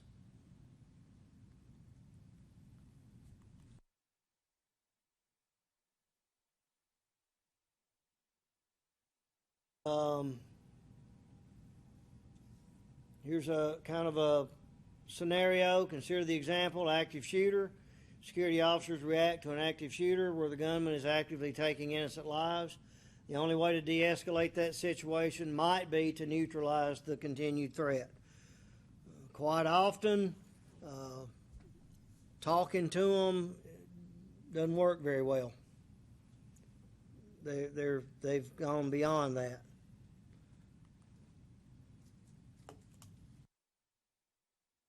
There's a lot of armchair quarterbacking out there these days.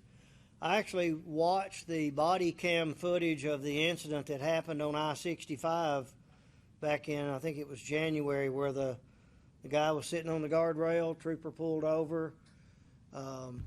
They worked with that guy. They begged and pleaded with him for 30 minutes. And then the whole time he had his hand in his pocket, and then he pulled it out real quick and he had something. They thought it was a gun.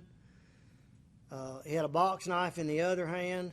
And a lot of people said, well, they didn't, they weren't trained properly. And I guarantee you they had all been trained about the 21-foot rule. Those of you who've been through the police academy, you remember that? A person can move 21 feet and cut you 3 ways, long, deep, and continuously with a knife before you can draw your weapon. I guarantee you that was in the mind of every one of those officers out there on that road that day. And then when he pulled his hand out real quick and had that metal object in there, they thought it was a gun. They fired on him. Sometimes this simple answer is that people cannot be de-escalated. I can't imagine what else they might have done. I guess they could have tasered him before that or something. I don't know. But anyway, a lot of people second guess, and a lot of people make comments about things that they don't know about. And it's just the world we live in.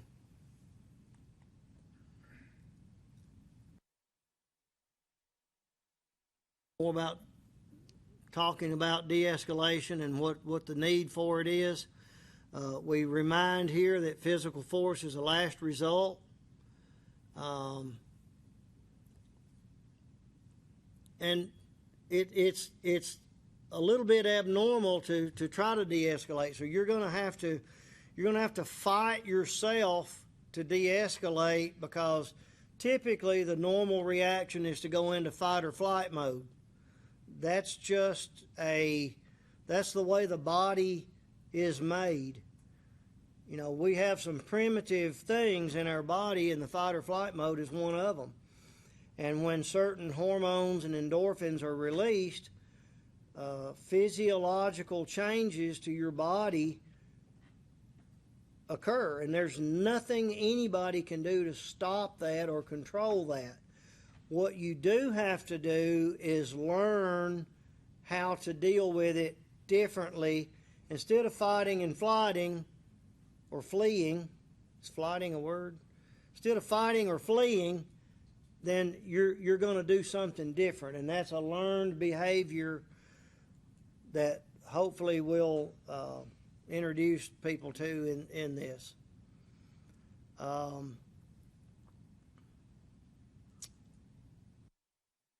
Angel, if I'm moving too fast, just stop me. Okay. De-escalation can be described as an interpersonal skill. It's something that, again, each one of us is going to have to learn, because we're all going to react similarly in the fight or flight response. And fleeing, and that is freezing. You may just freeze up and not do anything.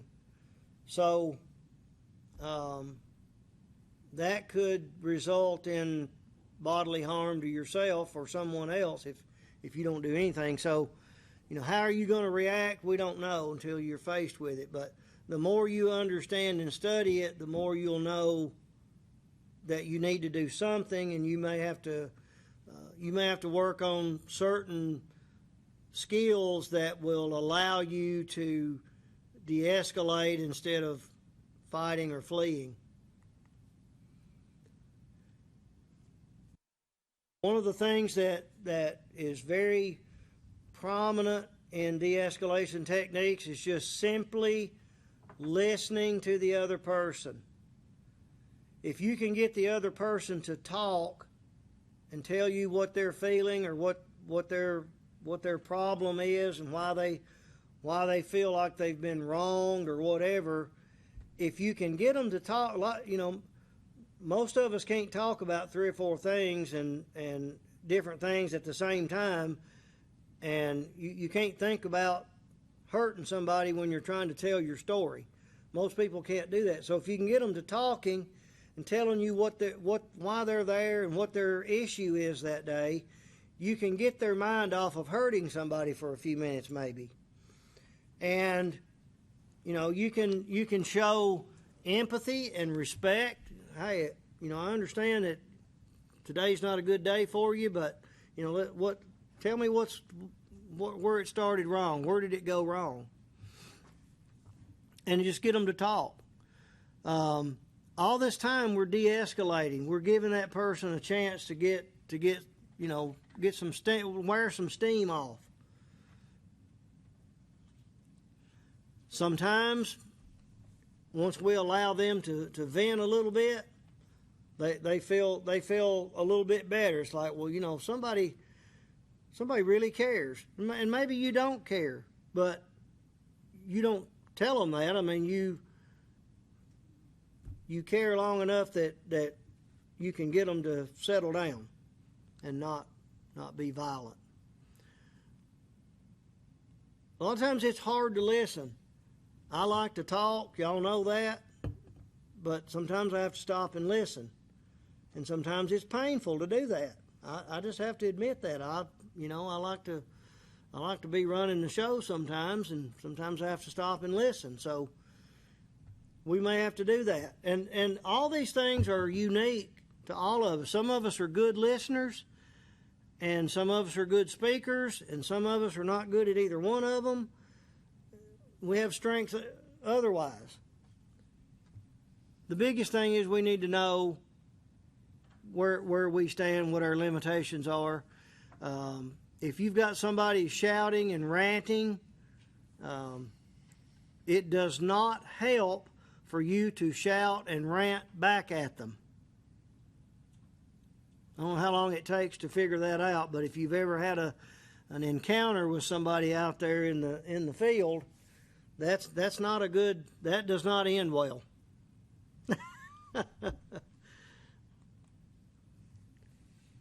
Empathy.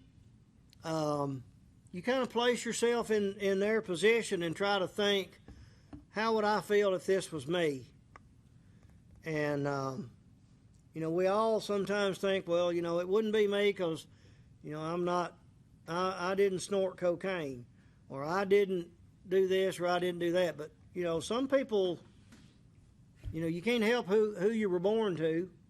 So if your parents are rough on you, then you can't help that. You've got to learn how to deal with that. And so if they tell you that part of the reason they're out there doing this is they had a rough childhood, then just listen to them. Excuse me. We're going to go through all those 200.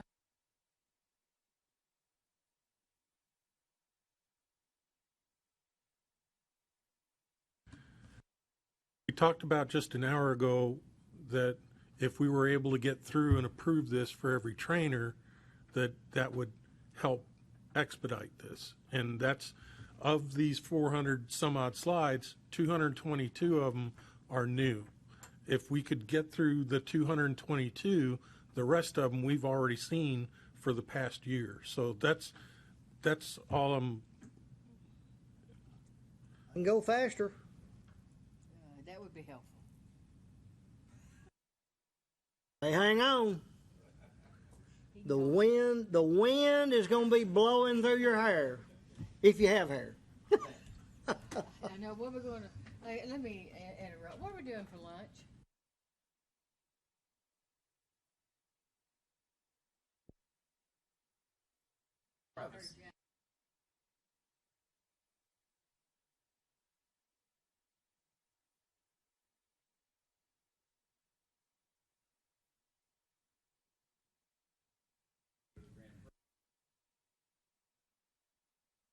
He said he had to leave, so just two of you.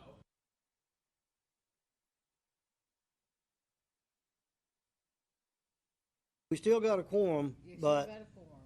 I mean, I'll go faster, but I mean, this is the new stuff, and if y'all want to know what's in here, you need to know what's in here. Well, do you have to read all of them, or can we hit the highlights?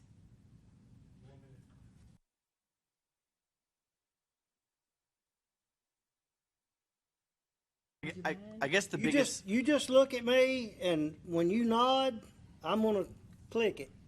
Are you nodding? Wait just a second. Just, hold on just a second. What'd you say, Jesse? I guess the biggest thing that we need to figure out, though, and this goes back to Angel's point, so many of this, if it's 200 slides, can be taught by PowerPoints. We kind of need to see which things we can say, okay, this can be definitely taught via PowerPoint, versus when we start to get to the things that we say, how much of this has to be in a classroom, how much of this should be considered maybe adding additional, if we're doing force on force for safe restraint especially, or if not, if we're not saying that requires force on force. I'm saying that everything that's in here could be taught in a classroom, Then I just think, to be straight. no, and I appreciate that. I think that's the biggest thing, is just kind of getting through that so we can see which items. We got a lot of folks in the room that's been through CPI, MOAB, and if there's anything you all see up there that's controversial, just know that's where I pulled all this stuff from. So empathy is one of the key tools. We can go to the next one. Communications, you got verbal and nonverbal communication, which we'll get into a little bit. Clarifying questions, just asking follow-up questions. We can go on to the next one. Continue to ask short, open-ended questions. How can I help you? What are you upset about? Things like this. Collaborating, that's trying to find a solution. Let's figure this out together. Next one. Sometimes apologizing. Sometimes that'll work too. Hey, I'm sorry for the error. If you actually did something wrong to create the situation.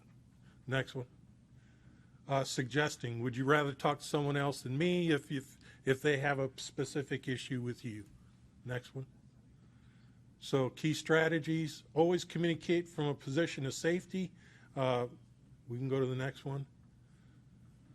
When you hear that, you actually think, well, that's creating distance, but you can also create what's called a reactionary gap. And what we mean by that is putting obstacles in between you and the person that's escalated. So next one. Same thing, what I just said there. Same thing, using barriers between you and the person that's escalated. Being emotionally intelligent, we have a whole section on this we're going to cover right after. And having a communication plan. Now we talk about the BCSM, which is a old FBI negotiators tool that they used, and that was a lot of the springboard for a lot of these de-escalation programs, which includes active listening, empathy, rapid influence, and behavioral change. Next one. And progression through those actually requires that you have to do the stage 2 and 3 in order to move to the next one. Now I talk emotional intelligence. That's how you can control your emotions in stressful situations is basically what we're talking about in this section. Self-management, self-awareness, social awareness, relationship management. You all might know a lot of folks that have a high IQ but have a very low EQ. In other words, they're very smart people, but they don't have any kind of common sense. That's what we're talking about in this section. Next one.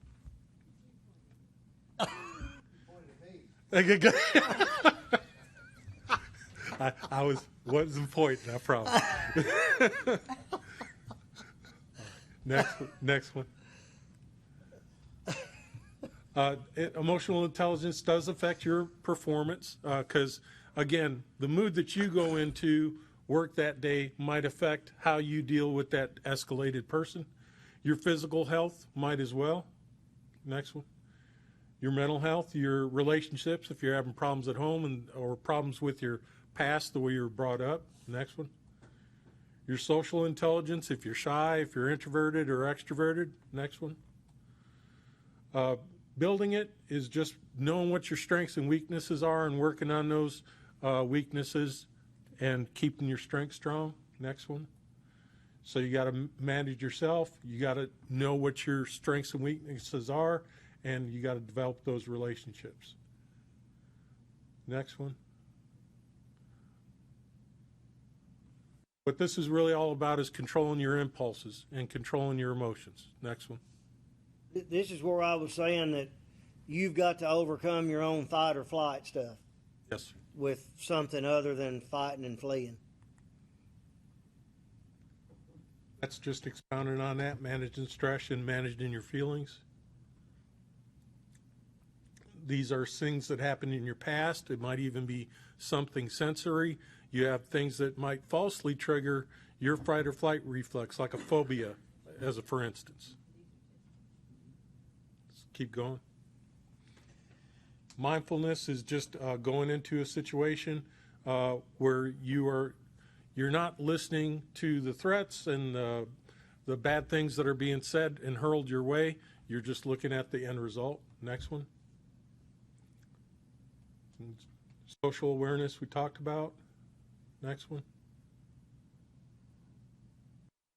Mindfulness is the ally of emotional and social awareness. Next one. And next one. Becoming aware how you effectively use nonverbal communication. We have a whole nother section on that. Next one. Using a lot of folks, I did this in the military quite a bit, when you relieve stress, using humor to do that. Next one. Now we talk about the different conflict management styles. This is kind of, and anything you see that's an image in here is not copyrighted. It is something that I created or created based off of another image. People have different styles of conflict management. That's usually based on their upbringing. Next one. The accommodating style is where you basically give in to not make waves. Next one. The avoiding style is just you're not going to deal with it at all. You walk away. That might be if it's something trivial. Next one. Collaborating is what we're doing right now. We're trying to all come to a consensus and agree on something. Next one. Competing style, that's where you really want to stand up for what you're putting forth, which is what I'm trying to do now. Next one. De-escalation starts with self-awareness. You got to take care of your body. You got to get the right amount of rest. What's your default reaction? Everybody has default reactions to how they deal with stress. Are you stressed? Next one. Situational awareness, we actually cover this, and this is a photocopy from the 4-hour segment as well, so I'm going to go over this one pretty quickly. It's perception of your environment and what could bring you harm in your environment. Next one. This is something that we added just to this. Any Marines in the room? So you've heard of the Cooper Color Code. White is unaware, unprepared to take action. That's where most people operate, just walking around. Next one. Yellow is where we really want to be when we're on duty as a security officer. Orange is when you're alert to the danger. You're first made aware of it, but you really couldn't operate in orange very long because it's stressful on your body. Next one. Red is now you've decided to take action and there's an emergency at hand. There's another color that was added later called black, and that goes back to what Mr. Winfrey was saying, when you panic and freeze and go into possum position. All right, next one. We talk about fight or flight, different parts of the brain. The forebrain is the thinking part of the brain. The midbrain is the feeling part of the brain, and the hindbrain and what's called, I can't say, it's amygdala, something like that. Yeah, amygdala. That is these are the things that kick in your fight or flight reflex.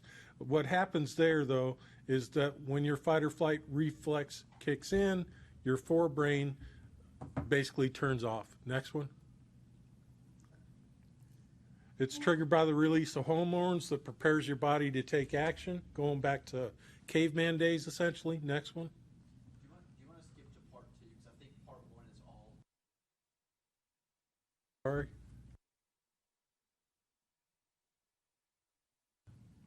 Part 1, I think, is all de-escalation, and I think the part that probably needs more, well, not more, but I think part 1 is really good. I think Awesome. really solid. Okay. And I'm not trying to cut you off. I'm there with you. I want to make sure that we've got enough conversation before people leave, because I think part 2, like especially if we get to. Okay, if we go to slide 214, then.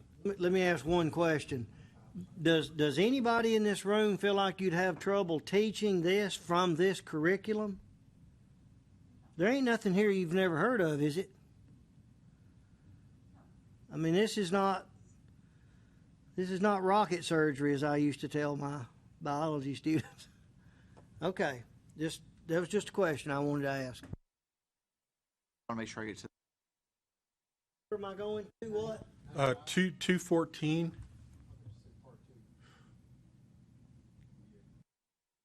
When we talk about part 2, it's just more de-escalation. So safe restraint is the second part of it. I think that's the part everyone in the room is more wrestling with than the first part.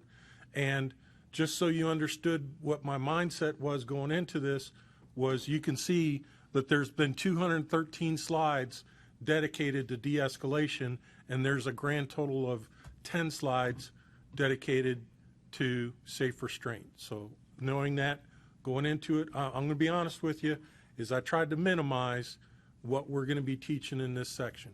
The law never said how much we had to balance between the two subjects. And I think that's absolutely right. And I think that that's probably, if we do go towards the direction of saying this is for everyone, then that's probably the better route to go. I think you're spot on with that. I think, yeah, 215 or 214 and on are the ones we probably need to discuss of, one, how much of it is okay to be done by every trainer, to how much of it can be done without force on force, because I know some of it does discuss using your hands to restrain people. And then potentially 3, something, maybe this is a later conversation, but can any of this or should any of this be online, or should this all be classroom in person?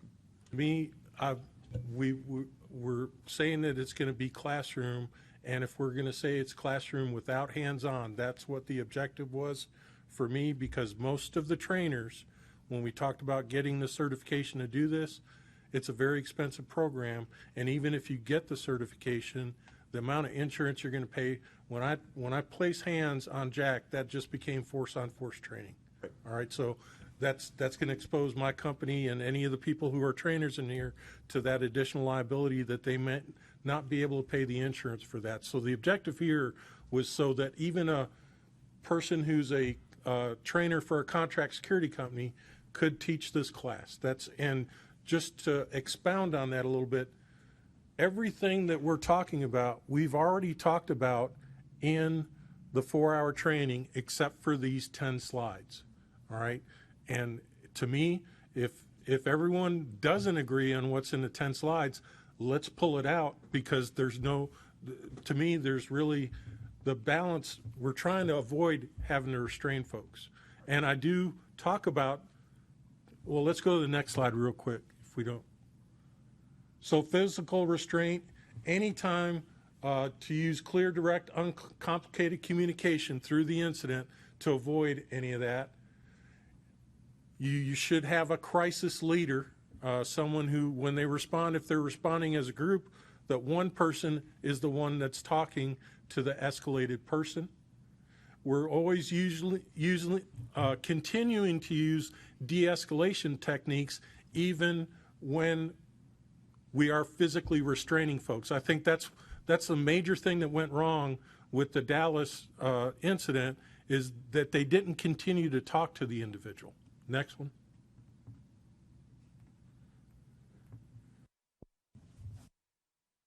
So once you get the best, what we're trying to do here is essentially use safe restraints, constantly work to disrupt your opponent's alignment. Strike effectively, get out of your grasp, face yourself. That's what we're trying to avoid. We don't want them to have a clean hit. So we can do that by disrupting their alignment, which is their base, the way they're standing in their fighting position. Let's go to the next one, and it'll kind of explain it. So as you close the distance on an opponent, it's going to reduce the amount of time that you remain in the maximum striking range. If you were to look at the second part there, creating a helmet with your forearms, I think one of the best prize fighters out there, if you ever noticed, Mike Tyson was usually way shorter than most of his opponents, and he was really good at getting in because he closed that distance so quickly, and he used his forearms to defend his head. So that's what we're talking about here, is trying to protect yourself when blows start to be thrown. Next one. These are the different holds. I only looked at 3 holds, okay? The reason why, this one is called the seatbelt control. It's popular in jiu-jitsu. It's one of the major moves in there. And if you notice, he has one arm under the armpit of the individual that's escalated there, and that's so you avoid a choking situation. We can go to the next one. The difference here with the Gable Grip, which is a wrestling maneuver, is named after Dan Gable. This is using the same technique, only you're using the neck to move the individual versus the shoulder in the jiu-jitsu move. The next one. This is when you're dealing with someone who's taller than you. It's called the rear body lock, and you're facing downward, so the person has less of an opportunity to use their elbows to hit your eyes, nose, things of that nature. The next one. That is it. That's all I covered. When I looked at the different holds, I also looked at what was safest across the industry. What we did, I think we skipped over a slide in there, Mr. Winfrey. There was a slide that talked about seclusion as a technique as well, just prior to this section, and that's my fault. Oh, prior to here? Yes, I'm sorry. Yep, let's keep going back a little bit. Right prior to it, before the course review questions. There we go, containment strategies. So that's one of the things for crisis response that I did include, because the hospitals, a lot of those folks have the ability to put someone in a room and leave them in there versus, and locking them up versus getting in a battle with these individuals. So that's one of the things we looked at as well.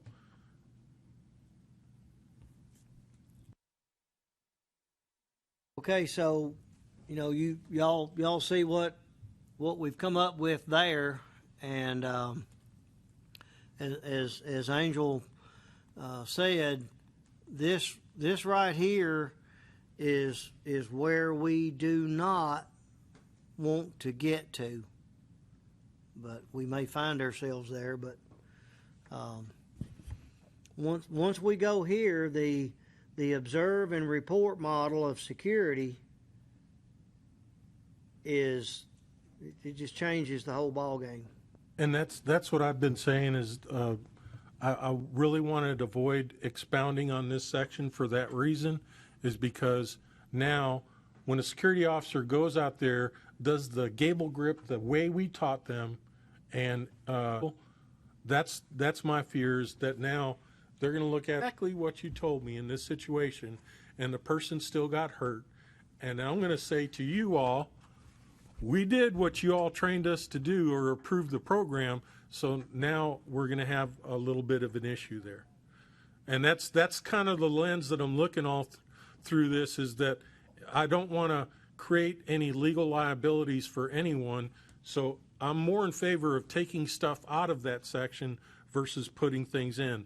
I was very careful about what I put in, and I tried to pick, there's a ton of maneuvers that's not covered in here that most of these folks that's done CPI and Moab can tell you, but I didn't put them in there because the likelihood that either the individual's going to get injured that's escalated, or the person who's trying to de-escalate them is going to get injured as well. So that was the rationale. If you don't practice those except once every 2 years, you have yourself the beginnings of a train wreck. I do have a couple of questions.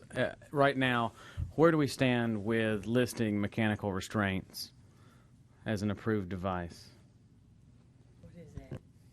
What I is don't it? think that we have. Handcuffs. We haven't moved forward with that yet. It's still being considered. So how do we do this without knowing that? But this doesn't discuss handcuffs, so what do you mean? The question is, if you're talking about people getting hurt, let's say you get to this, then what? Can you go to the first slide, Jeff? Then what? What's your answer? Yeah.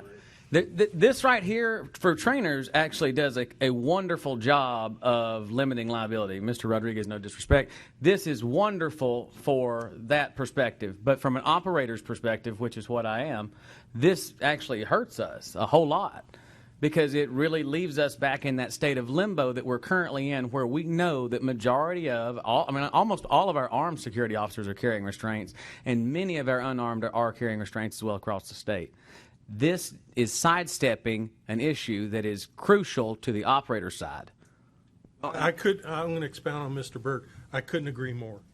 And that's it. When they made this law and included safe restraint, there's an issue now where we've moved from an observe and report model to more of an enforcement model. And we don't have the tools, the training, and the resources to do that.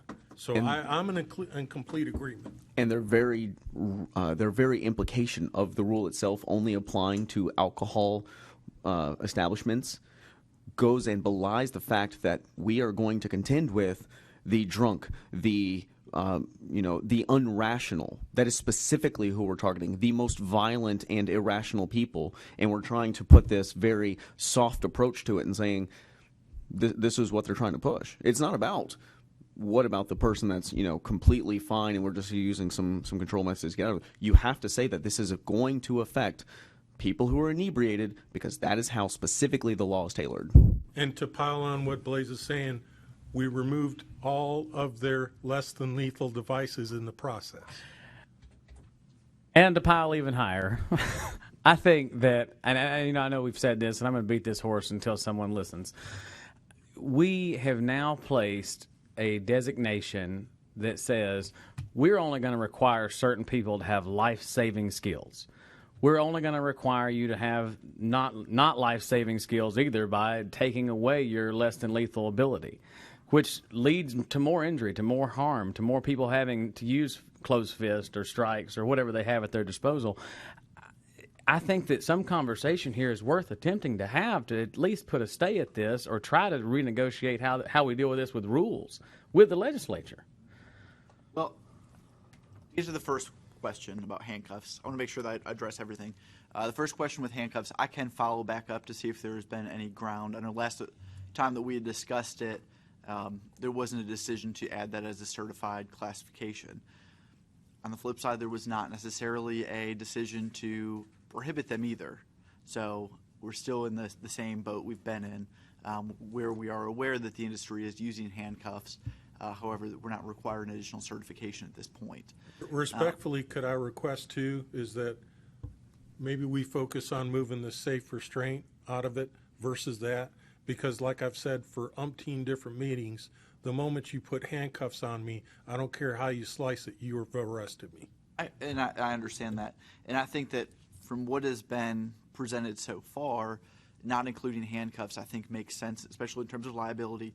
I do agree, though, in terms of at what point does the company decide if they have to do something additional. We are trying to create the floor here about what we're saying that these guards would all need to know, and there's obviously going to be some differences between what a contract security company or a PSO is going to tell their guards in addition, or maybe even in lieu of some of these items, whether it's restraints or anything else, because if you're providing security guards in a school, you're going to have very different types of restraint than you are for a security guard who's at a bar, or even a security guard who's at, a mall where they may not be having people who are intoxicated, or, and we know too, this kind of gets back to the point, we do know that people who go to bars, they also use other substances at times as well.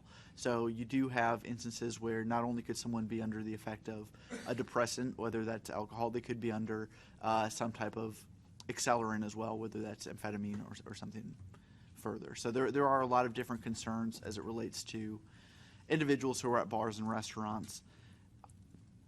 I think we've got a couple different questions that we probably need to hone in on with this. And Angel, you've asked this as well, but as this is right now with these 10 slides, do we feel like this is a good baseline in terms of guards being taught and being required to know safe restraint techniques that they have from these slides, an understanding of proper safe restraints? Me personally, no. No. My question is, when you get to this point, this is you and the bad guy. Now what? When we're here, we're committed.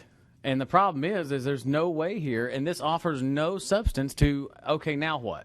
That point, like they've got to go in restraints at some point here. The whole word, the name of the law, the name of this section is safe restraint. How do we put our head in the sand and act like we're not going to condone it? And that's what, no offense to anyone sitting on that side, that's kind of what's been done for the longest time. But looking at it from what's happened, and there are court cases where you guys have been asked about the use of these, and you said we don't condone it, and that puts every operator, every guard, and every trainer that's ever taught this class on restraints, not this class, but every restraint class, that puts all of us in a really compromising position.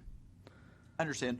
And I think, as it relates to what are the next steps, I mean, I think handcuffs are one option, because someone had mentioned, you can't hold someone forever. The other option as well is to, does the person de-escalate when they've been held or have been restrained? Sometimes that could happen. Can you hold them until law enforcement comes to finish effectuating an arrest? Say that statement one more time. That last sentence. Can you hold them until law enforcement arrives? Because that's what happened at Whiskey Row. Right. No, I understand. And I think that is the question that is going to be asked in these situations. So I think we need to figure out, are these techniques being taught without force on force, without having someone using these techniques in person and practicing them? Is that enough? 2, are these techniques, should they be taught? Should they be removed? Should something else be taught? I know that Blaze Lane had mentioned some different ideas about shortening the amount of safe restraint training to see, what would happen with the legislature. I guess the flip side of that, though, is if the legislature comes back and said it needs to be even longer, at some point we do need to figure out what should these guards who are being taught safe restraint, if they're going to continue to be taught safe restraint, what does that need to look like to make sure it's done safely? I put a lot of work in this, and if we could go to slide 215. 215? 15, yes, sir. Can we go to a break for a minute? Just real quick, is you could trim out the entire program and leave that one slide, and I'd be satisfied. And I tell you what I think would make me a lot happier is if we just acknowledged this was an approved device and we taught another 4-hour section on it, and it was one thing that they were able to get. And that way you guys sanctioned it, and that meant it was approved, which meant every company, guard, and trainer that did it weren't at risk. Oh, I understand. And I can follow up about the handcuffing question to see if there have been any new thoughts on that.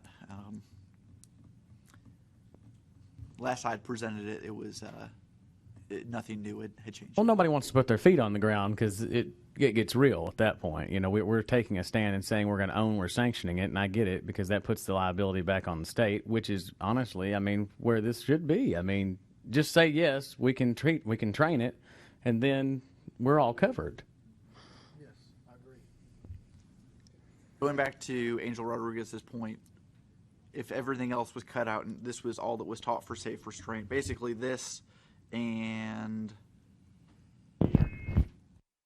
When you begin to lock people into the specific restraints of these grappling positions, you begin to codify like this is what you can do, and then it extremely limits what you do after that.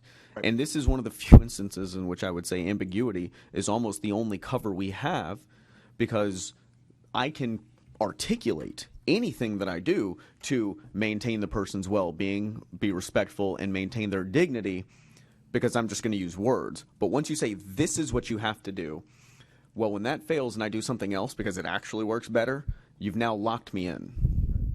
What if you kept this and the use of force continuum, which was taught, I think it was part of de-escalation, but if you reiterated it here instead or moved it here. It's part of the class that led up to this. Right, and that's what I was going to say. If you just moved to the section about safe restraint, just so that way safe restraint's more than one slide. Do you feel better, worse, same? Anything? Did you have? I could move the crisis response that was prior to this as part of the safe restraint, because that's when you are responding to a crisis. And that's, I think, about, could we go back to there? Because I don't think it's very many slides. A lot of this I got this courtesy of Frank from the Moab training. So this is behavior and intervention. If they're anxious, then you're going to be supportive. If they're emotional, you're assertive. If they're physically aggressive, you're going to be defensive. Next one. So you have the team that's an identified crisis leader, someone who notifies any of the local authorities. You got other people that are moving people to a safe distance. Next one.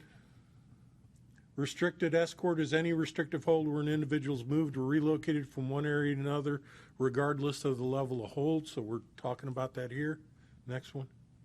Seclusion, like I talked about earlier, the hospitals would have options to do that with a quiet room. Next one. And then physical restraint. So if we were to move those slides along with that one slide and call that safe restraint techniques, I'd be more satisfied than what I put forth, to be honest with you. How does everyone else feel? At some point, I would like for us to acknowledge mechanical restraints. I will follow up on that again. But as it relates, I think that the idea of not locking someone into these holds, I guess my concern is if we're not having people do force on force practicing these holds, is it better to not have that as part of the curriculum then, so that way they're not saying, well, I tried to do the Gable hold on someone and it was in my opinion, unless they're training on this a lot, like very, very frequently, the individual situation that occurs, that fight, that's like Mike Tyson said another famous line, everyone has a plan until they get punched in the face. Right. Okay? So it's the same thing here. All right. The hold's only good for so long. Yes, sir. I mean, at some point in time, you're going to do something else because you can't hold them all day. Right. That's what happened here. And if you're restraining them, you're restraining them, no matter what you want to call it. This is the same thing. Go. I feel like everybody here that has made an arrest understands once you put your hands on somebody, you better make an arrest because you're more liable once you touch them if you don't arrest them. And then the temporary restraining devices that they are called, handcuffs, are temporary restraining devices, is the best for everybody's safety at that point. And I just feel like somebody up the chain, I know knows that, but they need to understand that if they're going to allow people to put their hands on them, they need to allow them to be handcuffed, and they need to be trained properly so that the liability is as least as it possibly can be. It will always be there, but it needs to be the least it possibly can be. No, I understand. No better now. No, Blaze had me going. I'm just kidding. And I will say that you know, as Angel has pointed out, you know, I agree that, you know, this would be better than. I mean, I've been there and done these holes and stuff like that. And like I said, if you don't practice those, the first time you go to do that and you don't, It reminds me of, if y'all have seen the episode of the Andy Griffith Show, where in karate and he's going to practice on Andy, and he tells Andy, "Wait a minute, you're doing it wrong." You know, Barney can't make it work. And he tells Andy he's doing it wrong. Well, that's what's going to end up happening. You know, if you don't do it right, it's not going to work. And you're going to, and like Leroy said, once you've decided that you're going to put your hands on them, you better be ready for the ride, because it's fixing to start. And to the point that the gentleman here in the back of the room made at the last meeting he attended, it looks bad when we tell people that they can do something, but we don't really want them to do that. And they do it and end up getting hurt or getting the company sued. And that's exactly where, in my opinion, that this is headed.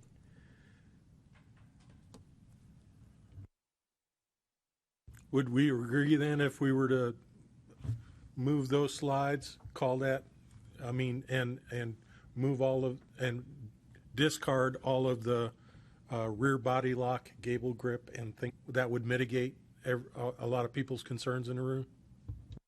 I think so. Does everyone feel like, I guess this is the kind of the crux of the issue. If we're saying that this is the baseline training that these guards who are in these types of establishments need to have, safe restraint technique and de-escalation training, do we feel like, because I think everything before that, if you look at everything else before all those slides leading up to it, it's stuff we've already covered for the most part. It's, you know, verbal, talking to people. No problem with doing that again. But adding this portion, do we feel like those together would be a suitable training for these types of guards to have, where we could say they've had de-escalation and safe restraint training? I wouldn't call it safe restraint. In good conscience, we really can. I'm all for paring it back to that, but I think it has to be an understanding that there is, when we reach that impasse, we're at that nexus that mechanical restraints are applied. That has to be acknowledged. Temporary restraints, whatever we want to call it. I just think that we're doing ourselves and our industry and every guard, every trainer, and every business operator a huge disservice. It's like a sham at this point. It's safe restraint, but we don't ever talk about the use of restraints. Well, and I think that's something we've discussed, is trying to balance that issue between the security guard who's going to have to do, you know, if his company says, okay, well, this is what I want you to do, and the company's going to pay for it, versus, you know, the other guard who's saying, well, I'm just trying to go work at a bar or restaurant, and now we're telling them they need to do all this additional training. So I do think there's some level of balance there where the industry will have to respond to it, because we do know that there already are, and Dustin's not here, but we know that Dollywood is going to do different, a bar on Broadway is going to do, and then a school, you know, and if Frankie just stepped out, but different training than an elementary school would do for their security guards as well. So some of it is going to have to be post-specific of what the industry is going to require. But I also just want to point out that a lot of the places you're talking about, the zoo, the schools, all that, not applicable to this. They don't need this because they don't have ABC and beer licenses. Who does? The zoo does? The zoo does, and Well, Dollywood does as well. Well, that's hilarious. But also, you can't at that point say that this is designed for anything. Yeah, so is a bar, apparently, that this is designed for anything other than by nature, by the design of the law. And so we are towing a line where we are continuously pushing guards, where if you wanted to say, hey, observe, detect, report, you know, all that good stuff, and that is it, then we have to basically tell that guard to make a moral decision that if he sees anything bad happen, not your responsibility. Back off. Don't deal with it. And so we also allow him to make, self-defense if he's the subject of that encounter. But now we're telling him, hey, this is what you're expected to do. But we're not going to give you any of the tools to do so. Carry taser, spray, a baton, and then we're going to criticize them if they don't use those tools, and then we're going to tell the guards the exact opposite. This in no way is coherent, makes any sense, or is in any way safe for the guards. So while this may be, pulling out these slides, an excellent way to cover us liability-wise, it is absolutely putting people in real danger. Should we add a slide that says or covers having the post or the contract security company specifically teaching the guard what that individual post would require? Because we do have a statute that, or a rule, I should say, that mentions you cannot carry less than lethal devices unless they're also approved by your contract security company or employer. Does it make sense to reiterate that as part of these and say, your employer should be teaching you what they would expect in terms of restraints? No. And my answer reason is why I think we just need a slide that says if you're going to carry mechanical restraints, you attend a 4-hour class on the use of mechanical restraints, and it's sanctioned by the state of Tennessee. Not that security is problematic, because many of them have been sued for it. And here's the irony of this. As a police officer, as anyone that's ever been in law enforcement, I very rarely used less than lethals or a firearm.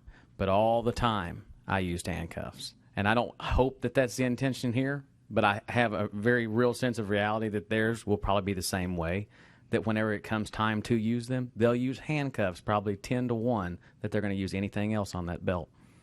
And the irony that we are, but for many of us in this room, this is an impasse. And if they get the correct instruction from a certified trainer, you shouldn't have any issues. Right. I've been teaching it for 11 years. Haven't had any issue. For handcuffs specifically? Handcuffs, anything. Okay. Because it's very designed for that specific cause. I know the state does not, our point of view in this panel, we're going to do it right. And we wouldn't have the issue if he was able to. That man would still be alive if they had restraints. Correct. I say that confidently. And they used them properly. And used them properly.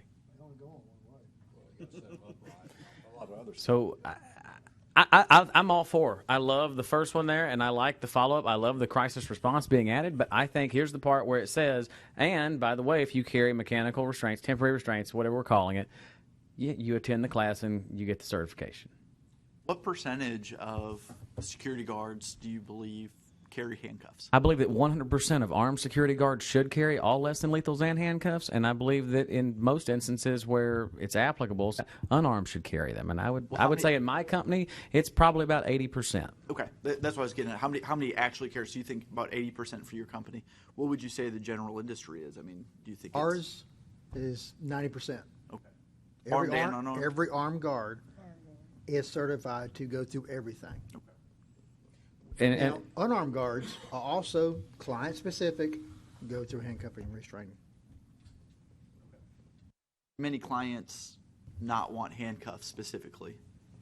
Usually it's only temporary event business, like mass crowds, things like that, because we have so much to augment and take care of that. HCA was totally against them. They're bringing them back. Interesting. Okay, that's good.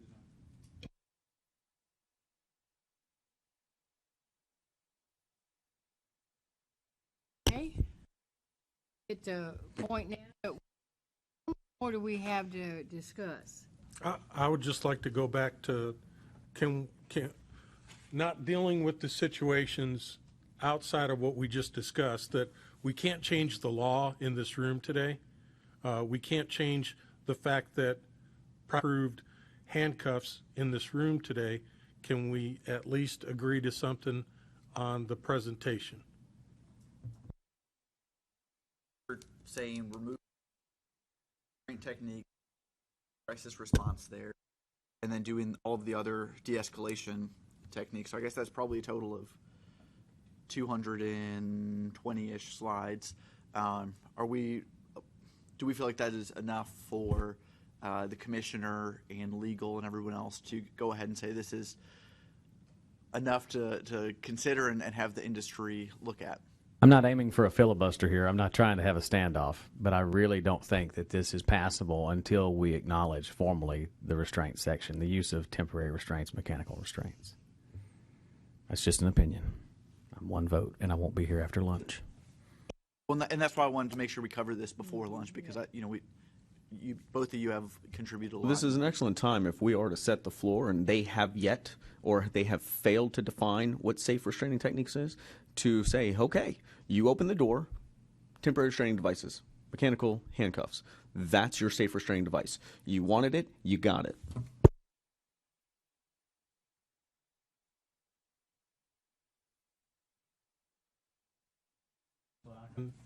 Also with Mr. Byrd, all I'm saying is, to get that changed, can you give us an idea how long that would take?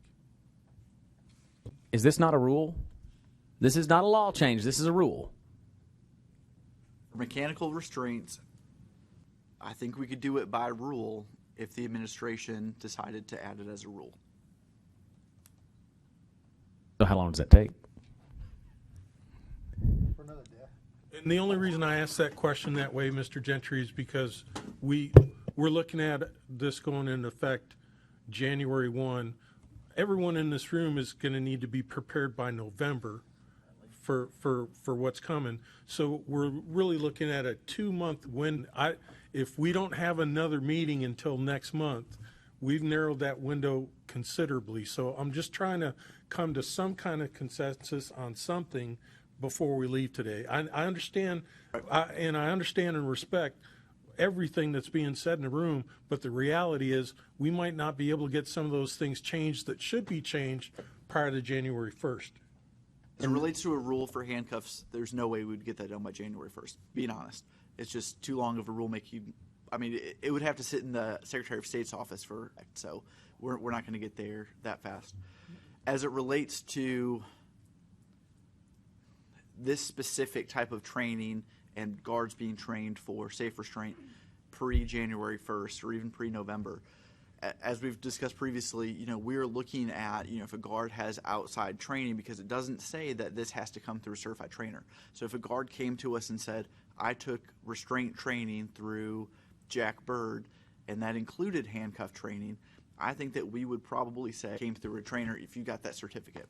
So maybe that does partially answer, partially not answer it, because we're looking at it and it's saying you have to have de-escalation safe restraint training. That is open to discretion of certified trainers at this point or outside organizations. If a guard came to us and said, I completed that through Moab, we would probably at this point accept it. If they had a certified trainer say at this point, I trained this person, I am certified to teach that, I gave them a certificate. Although we're not looking at it as a certified less than lethal device, I think we would still probably say this would meet the safe restraint baseline. So just to pare all that down into one, and a yes or no, that's us saying we're going to teach the use of temporary restraints, and you're going to say that it was approved. If we ever get in court, I can say that.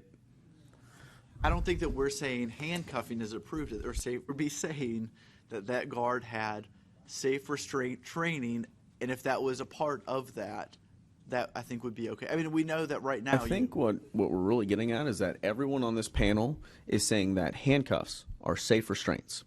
You guys are combating that, saying that you're not. Well, it can't get approved that quickly. So therein lies the rub, where you're asking for one thing, we're telling you what it is, and then you're coming back and saying no, and you're giving us this as an alternative, and we're still saying no. So where does that leave us to speed this up?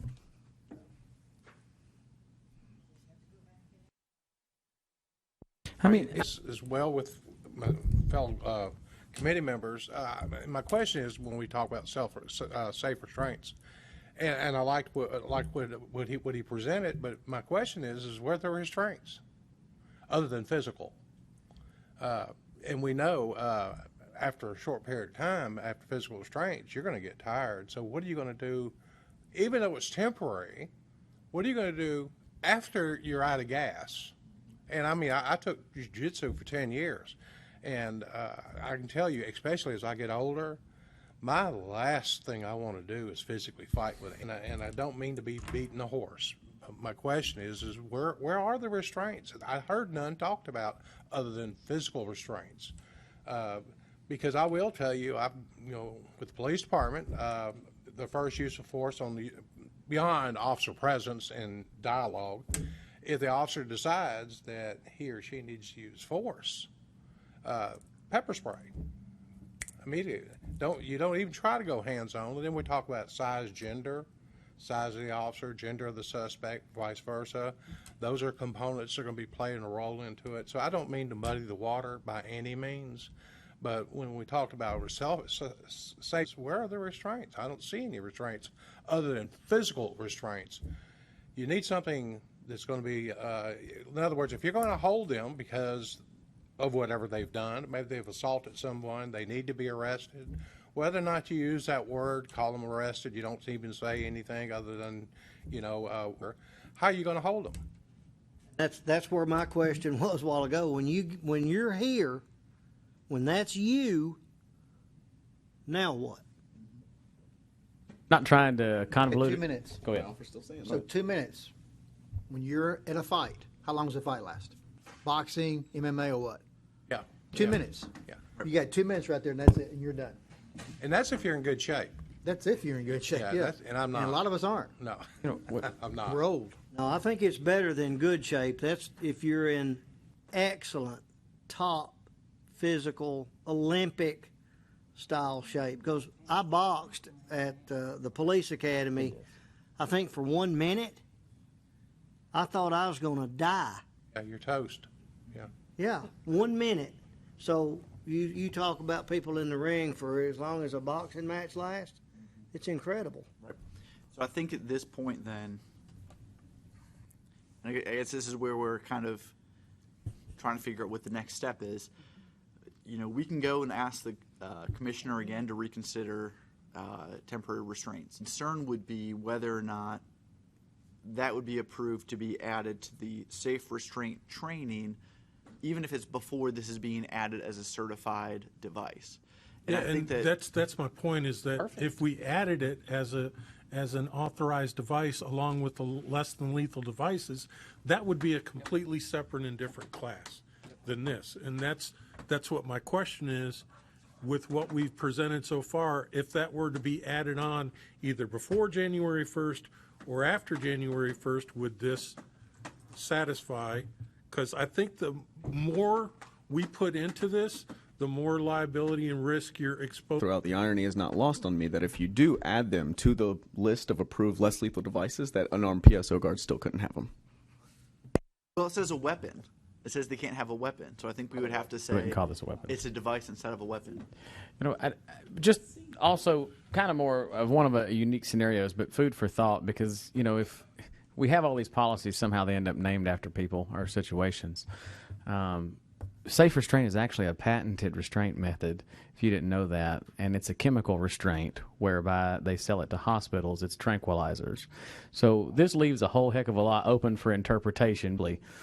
So I'm just saying, you could very easily have this conversation. Fair enough. If you need some, I have a connection. We can. Yeah, at the psych ward down there, when they do Skyline, I'm sure they trank them all the time, Right. safely. If I could just offer, and I'll hush after this, we hear, and reasonably so, we're discussing issues of possible liability. But and also, because I worked at the Shelby County Training Academy for 10 years, and the one thing that I had to, because I was the director of training over my academy that I taught, and we talked about negligent training and failure to train. And so we also have a responsibility to train the security officers appropriately and what they're likely to engage and to encounter, and to simply say, now we're going to use powder puffs on everybody so you don't hurt anybody. And is that reasonable? Is that really likely what's going to happen? I am being a little ridiculous when I say that. That also goes back to the point of, does this need to be force-on-force training where people are practicing using hand restraints and or possibly other temporary restraints if that's what they are using? Because, what I would imagine when you were doing a handcuffing class, you are, other than the ones where they're handcuffing themselves and practicing that, I would imagine most of those classes involve you're handcuffing someone else and using technically force on force. Is that correct? That's exactly right. And I think putting it in this is suboptimal. I think optimal is its own, just like the less than lethals, except it's not a weapon. It's a device, a tool, whatever we want to call it. Because putting it in here is going to force trainers to have to teach that or be potentially liable, those that don't want to do that or don't have that insurance. So that really hurts the trainers. Well, and then it goes back to the point of, does this need to be a class just as any other certification, only to be taught by those trainers who are certified to teach it? I think a simple slide that says, and for use of these, refer to 4-hour block training, blah, blah, blah, blah, blah. I think so, Jesse. I would say yes. I disagree. I'm going to say again. That would be another classification. I want to hear what. Well, again, I disagree. Is that all we've done here is expand what was in the general training. That's all we've done up to this point with safe restraint techniques. And what I'm going to keep pounding the table and asking is if we remove the holds and we keep the 215 slide and move those other slides in crisis response to there and treat handcuffing and safe restraint as a separate class that could be approved or not approved later in the future, would that satisfy what we're talking about here and now today? And that's all I'm asking is, I think it does. And I don't think that you need to be a CPI instructor or a MOAB instructor to teach everything that we've discussed today, in the same way that you didn't need to be a American Red Cross certified CPR instructor to go over the first aid, which, by the way, is after this. So that's. And I agree. I think that what's on here, this probably could be taught by 99.9% of our trainers. I guess where the issue is, and goes back to the point of, if we're making sure that guards have appropriate training, if we start to add temporary restraints, we start to talk about adding additional, whether that's practicing holds, practicing doing handcuffing, proper handcuffing techniques, at that point, does that separate it from that 99.9% and say, it only needs to be guards who are certified to do this, because we don't want someone who's never handcuffed someone all of a sudden teaching people how to handcuff? In my opinion, yes. If that gets approved later on as a specific device, in the same way that someone who's teaching someone to use a baton needs to be certified by the baton manufacturer. It's no different. I think it should be treated the same. But to say it's included as part of this course is wrong as well, because we don't include baton when we talk about the use of force in the force continuum. Right. So in the same way, a trainer can still talk about that, but doesn't have to be certified to speak from a position of expertise. Good point. I don't know, I may regret saying this, but right now I think the iron's hot, and there's a need. And I think it's a need for the industry, a need for these trainers in this room, a need for us. We're on a timeline. I think maybe the commissioner can consider these rules in some level of exigency that it's not only facing us, but nothing that we did, nothing that this committee did, but the legislature created the circumstances that we're in. So I'm comfortable with moving forward under the understanding that that's coming, and I think that's great. But I don't know, I can't speak for anyone else in this room, but I can't agree. I will not agree. And I may be the one that dissents, but I won't agree to this unless there is a clear, defined path that condones, sanctions, however you want to put it, the use of mechanical or temporary restraints.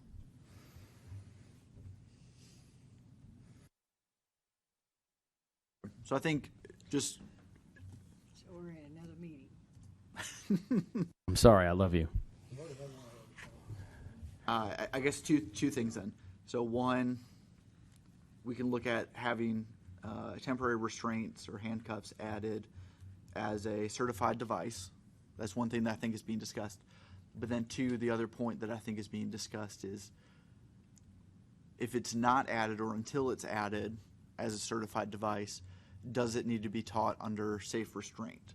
Is that what I'm hearing, that there's kind of two different avenues? One as a certified device similar to batons, but then two, where does it come under safe restraint? Does it have to be taught as part of that? I would say it does not need to be taught as part of that it's a specific device in the same way that a baton, chemical spray, less than lethal devices are. It's no different. I agree with that 100%. It would just be an additional, as Cody said a minute ago, it's just an additional modifier or classification, and that's the way we'd handle it. I guess what I'm hearing, though, is if this is what is up here and is considered restraint training, but it is not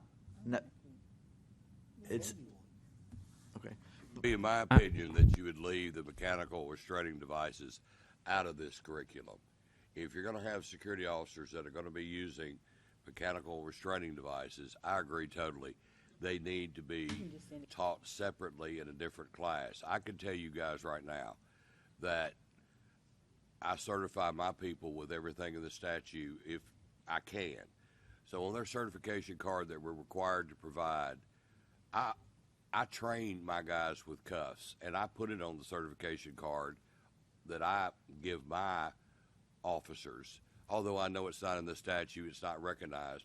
But if I certify them in pepper spray, baton, firearms, it's on their certification card coming from me. And I go ahead now, and I have for years, put handcuffs on there because, and they go through a course, they take a written examination and all that. That's in their file. Although I know it's not in the statute, I know it's not recognized, but I'm already doing it anyway. And so I agree with these. I think it needs to be separate. I don't think you even need to go down that road with this training and bring up handcuffs. I think it needs to. I understand, and I'm not trying to belabor the point, but I guess what I'm wondering is, kind of to what Donald Gregory brought up, if we're talking about guards being trained in safe restraint, but there is no training of actual restraints, at what point do we say that this training is more of checking a box, but guards who want to be taught how to do safe restraint are all going to have to do this additional training anyway? I think that we're beating a dead horse. We've been presented with something that we can't effectively teach without the proper tools. I understand. All right. 100%. So, and if we don't have the proper tools and we can't get them before this deadline, that's my question to the committee and to you, is that have what I presented, is there anything controversial that you wouldn't agree with? Probably not, all right?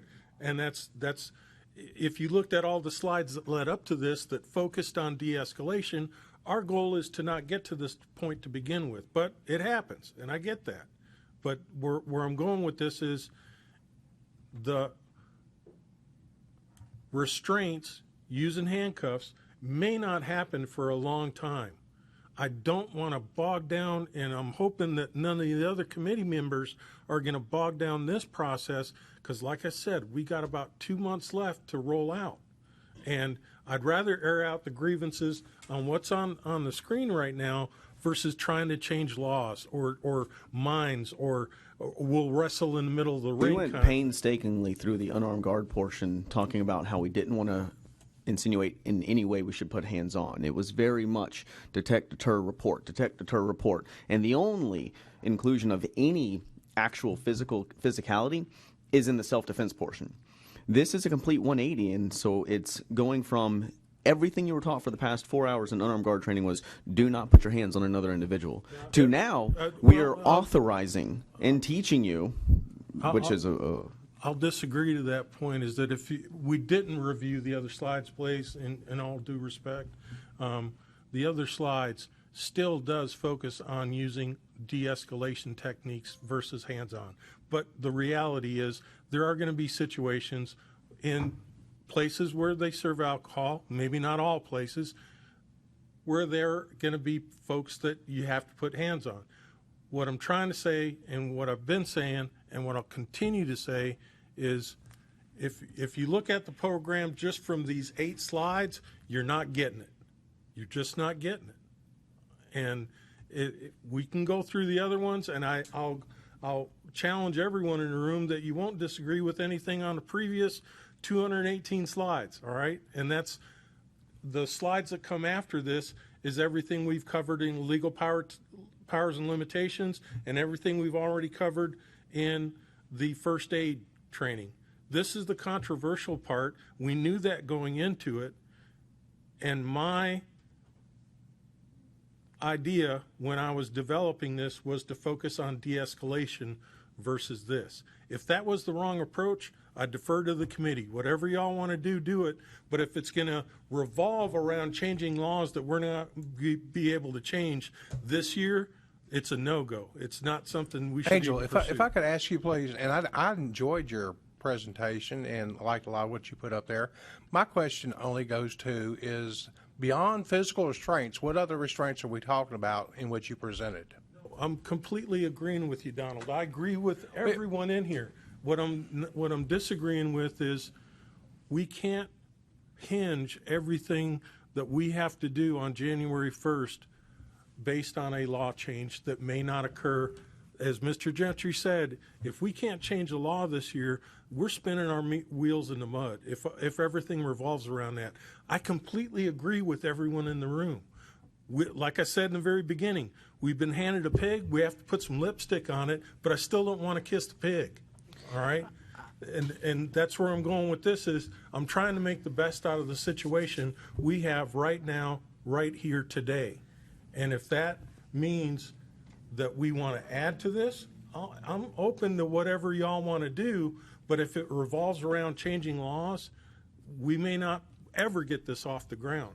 And I think that's going to be problematic come January 1st, not only for the folks in this room, but for especially for Frankie and for Mr. Bird that are operating security companies. That's going to be a very big issue for them, and we need to be cognizant of that, Donald. That's all I'm saying. I agree with you is what I'm trying to say. I would like to say this, and I mean, this is not in any way a shot at either one of you, but on January 18th of this year, a formal request was sent to Commissioner Carter by me, and I sent it to you two as well for this rule change. To this day, I have not gotten an email back from anyone. And I've got red receipts. I'm reading it now. I just pulled it up. I thought Alex Martin had responded to you. No. Okay. I can follow up with him on that. So, rule change request number 1, as it says, the state should strongly consider adding a specific section for the registration of handcuffs or mechanical restraints to the state's requirements. And it goes into a full explanation. They've had a long time to consider this. So, it's not like we're here in the 11th hour and this just, no. Oh, I understand. And I apologize because I thought someone did respond to it. Right. I mean, we know that did go up the chain. So I can follow up with that as well. But this is, last it has been discussed, you know, because there's kind of 3 different options that the state could take, right? I mean, the state could just prohibit it and say no guards can, we haven't approved of it, therefore no guards can carry handcuffs, and could start, you know, going after guards and companies that are carrying handcuffs. That's one option. Not saying that is. The state could, you know, go ahead and do a rule change and approve of them and say that you certified it as the same as any other device. Or the state could do what it's doing right now and acknowledging that it's being used, but kind of allowing that to the discretion of the trainers and the companies and guards, because it's not a weapon. So it's, you know, the law that says you can't carry a weapon unless you've been approved to carry that weapon, you know, wouldn't fall under that. And that is the direction as of right now. That is being followed. But I can follow up again about whether or not it would be considered to add it as a certification. I think that someone had mentioned, you know, kind of striking when the iron's hot. And I think that is where we are, especially with this new law about to take effect. I think that this is something that could be considered. Going back to Angel's point, though, I think come January 1st, obviously we know that a lot of guards are going to need to have de-escalation training. From our perspective, we've already discussed having guards submit if they've done MOAB, if they've done any other types of training, that we would consider that to be able to make sure they've got those modifiers added so they're in compliance. I think that our goal right now, which is what Angel Rodriguez's point is if we want to make sure that these guards are in compliance, we need to figure out what that looks like, whether it's through this training, because on our side, we can keep looking at MOAB and looking at all these other ones that they submit separately. But those are probably going to be longer and more costly to companies, to guards, and trainers that are a part of that. But if that's the direction that you all feel is a better option, by saying that, well, we want to make sure that these guards have physical restraint techniques, so we want them to all go through MOAB, that's something that, you know, we're happy to review those certificates. But if you're thinking that we need to have something where a trainer can do that has been approved, then maybe we need to look at this type of training. I think if we went down the road of using CPI or MOAB as a model for everyone across the industry, you wouldn't have an industry to serve for the most part. It's way too expensive. I understand. And that's with the amount of turnover that we have in the guard industry, there's absolutely, you're training a guy and invest in X amount of dollars in uniforms and training and blah, blah, blah, and he leaves for a nickel to go to the next company. That's what these folks, that's what Frankie and that's what Jack are up against. And to add an $800, $500 training program to that as a trainer sounds awesome to me, but for these guys, it'll break the business. No, I understand. And I guess I'm just saying, in the meantime, obviously, if those companies have already done those trainings for their guards, we're happy to consider that and add that.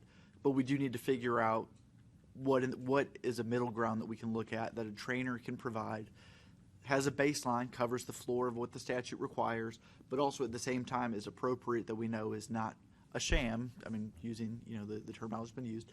I'm not calling it that. I just want to make sure. Quoting me. We're not trying to do something that is just to check the box here. We want to make sure that it is meaningful and that guards do. Did I ask, does the statutes define what a restraint is?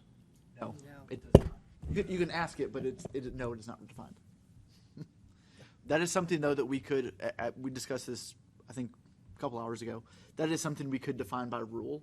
For example, if we wanted to say safe restraint means, physical body control, hand control, and or mechanical devices, or something similar to that, we could define that. If we could make a device that appeared in all ways to look like a handcuff, but we called them wrist cuffs, could we use those? Oh, gosh. Just to feed off, because we probably need to end. We certify these guards with a deadly weapon, a gun, but we can't get them certified for temporary restraining devices. Not prohibited by the statute.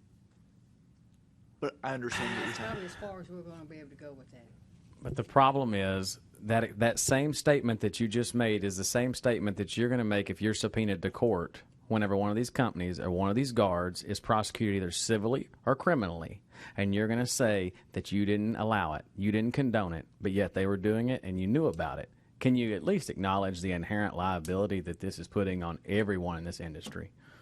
Well, I think it goes back to, the same thing as any of the other less than lethal devices. We say that there's a baseline for those, but, we don't really track what that training is. So, I mean, someone who's doing chemical spray training, for example, although we do condone that, we do say you need to be certified for it. With handcuffs, we're not really saying that we're requiring it or that we are authorizing it. If you're giving your guard a handcuff or a set of handcuffs and giving them no training, that's on the company. At the same time, though, if you're having them go through handcuff training, that's going to limit liability. I'm going to quote the public information officer for Tennessee Department of Commerce and Insurance. We do not sanction the use of those devices. Now, who was that who said that? Kevin, I think is his name. Oh, okay. Yeah. We do not sanction the use of those devices whenever that was asked, and that got read in open court. Yeah, that's damaging, and that's very harmful. And now there are some people who are on trial because they were using handcuffs. I got a problem with that. As an operator, I don't want to have to answer why my people didn't use amount of force to subdue someone to render them unconscious, and instead they applied handcuffs, and the Department of Commerce and Insurance comes back around and says, we don't condone that activity. But they knew about it. Can I make a suggestion? Is maybe versus looking at the PowerPoint, Mr. Winfrey, would you mind bringing up the test? Because that would give you a good idea of what the overall takeaways are from the training. That's the things we're trying to hit home through the training. And you could even skip to this part where we talk about the safe restraint techniques, and you're going to see that there's 5 questions there. It's not a lot. It's all covered on that one slide that I talked about. Could we do that?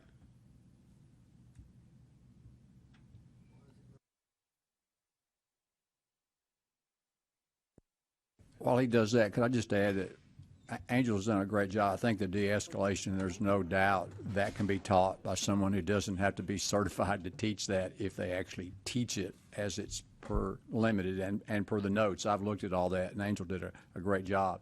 And I'll just stop at that point. But I want to add that. I feel like that's certainly something that I would vote on and pass today if it's brought forward. And then the other part, I just kind of want to see what everybody said.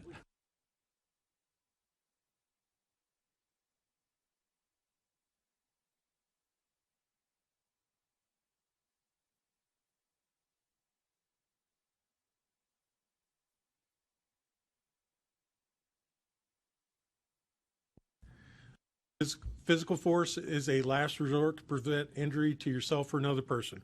We want that as a takeaway. Your primary goal is settle the dispute using during de-escalation without using force. Creating discretionary time means we deliberately place items in our environment to create time. Emotional intelligence is the ability to understand, use, and manage your own emotions in positive ways to relieve stress, communicate effectively, blah, blah, blah. The 3 stages of situational awareness are perception, comprehension, and anticipation. The fight or flight response is triggered by the release of hormones. The sanctity of human life should be at the heart of everything you do. De-escalation starts with effective communications. Duty to intervene. This is one that I think was a big thing that we didn't cover earlier that was a contributing factor in this, is that security guards must prevent other guards from using excessive force. If we would have covered the earlier de-escalation part, that would have been caught. When using de-escalation techniques, use distance, cover, and time. So that covers the part 1 de-escalation questions, which there are 10. Then we go to the 15. Invasion or encroachment of personal space tends to heighten or escalate anxiety. The combination stance is what we want to use when we're dealing with escalated people. Another way to protect yourself when positioning around an escalated person is to make use of potential barriers. Nonverbal communication, Nonverbal communication refers to everything else other than the words we use. Proper body language is critical in de-escalation. Active listening is listening while multitasking. That is false. Encouraging and reassuring means being sympathetic and favorable to the speaker and communicating one's support for the speaker. The de-escalation technique of paraphrasing means restating what is said to ensure that you understand. Security guards can often distract a person to calm them down. Fear is an automatic reaction to perceived or real threat. De-escalation should be the focus of every potential. We've heard that a million times. The preference is never to notify law enforcement. That is false. I don't know why I marked that true. My bad. I'll change that. Yeah. Reasonable force is simply not to be excessive under the circumstances. These are all pulled directly from the 4-hour training. The force continuum is broken down into 5 broad levels. Restricted escort is any restrictive hold where an individual is moved, relocated from one area to another, regardless of the level of hold. So now we go into the 5 safe restraint techniques questions. Physical restraint will only be considered when all other practical means of managing the situation, such as de-escalation, distraction, seclusion, using clear and complicated communication, continue to use de-escalation techniques irrespective of the stage of physical restraint process. The crisis leader should continually communicate, and the only one I'd be looking at pulling it out is number 30. The odds of being hurt by inside punch, if we remove that slide, all we need to do is replace one question. So if you look at those test questions, that kind of gives you an idea of what the focus of the training was. And that was the takeaway. If we're not able to get the handcuffs approved now, tomorrow, next month, next year, 10 years, could this stand on its own is what I'm asking. If we need to add to it, let's add to it. All I'm saying too is I'm more in favor, like the committee said earlier, is removing some of the things that are specific techniques. And I agree with that. I'm in agreement. I am also in agreement with what everyone in the room is saying, is that the safest way to restrain someone is with handcuffs. Okay? But if the reality is we can't make that happen between now and January 1st, or the underlying thing here is that it's never going to happen, we need to come to a middle ground. See? I'm collaborating. That's what this is called. Okay? That's all I'm asking for is let's look at it through that lens. What can we push through and get approved? And if we could take a break and maybe come back after lunch or something with a fresh set of eyes, I'd appreciate that.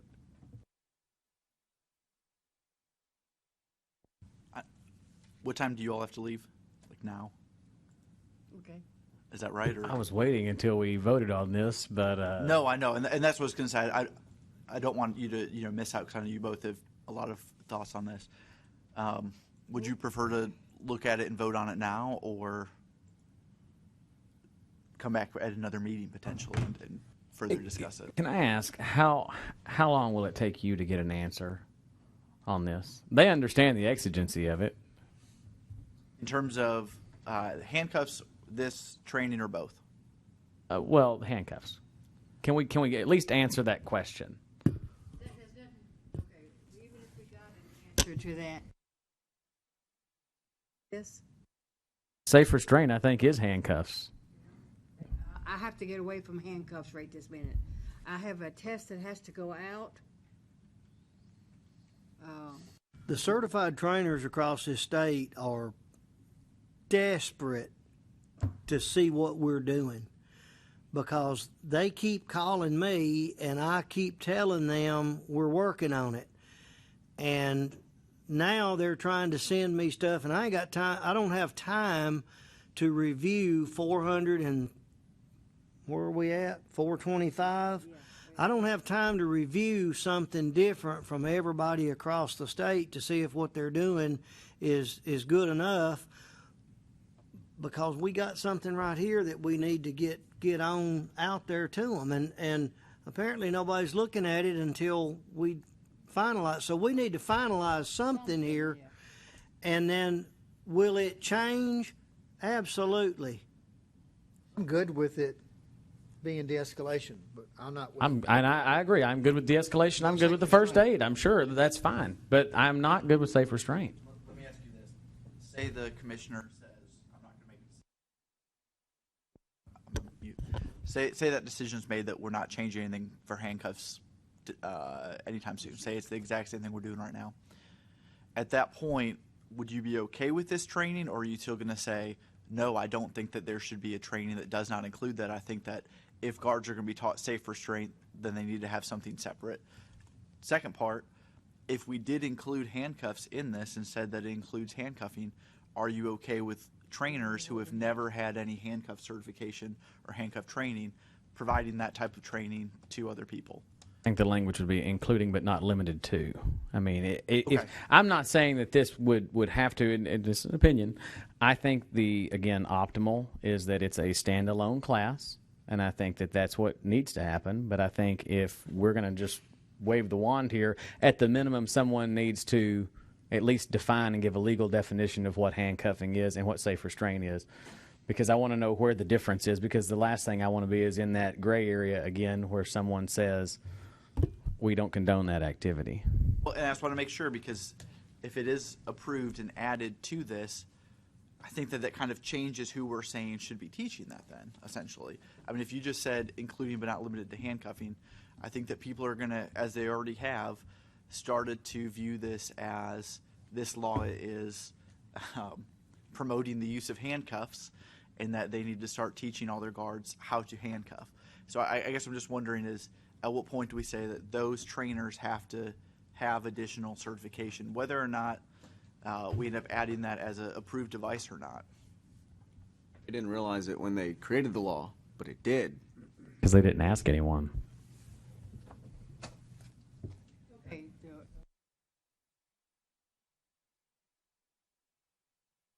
I'm apt to vote on it. I think to go with his point, yes, we're very comfortable with the first aid. We're very comfortable with the de-escalation. We're not comfortable, and so unless you're willing to pair them out, I can't vote on the safe restraint. I don't agree.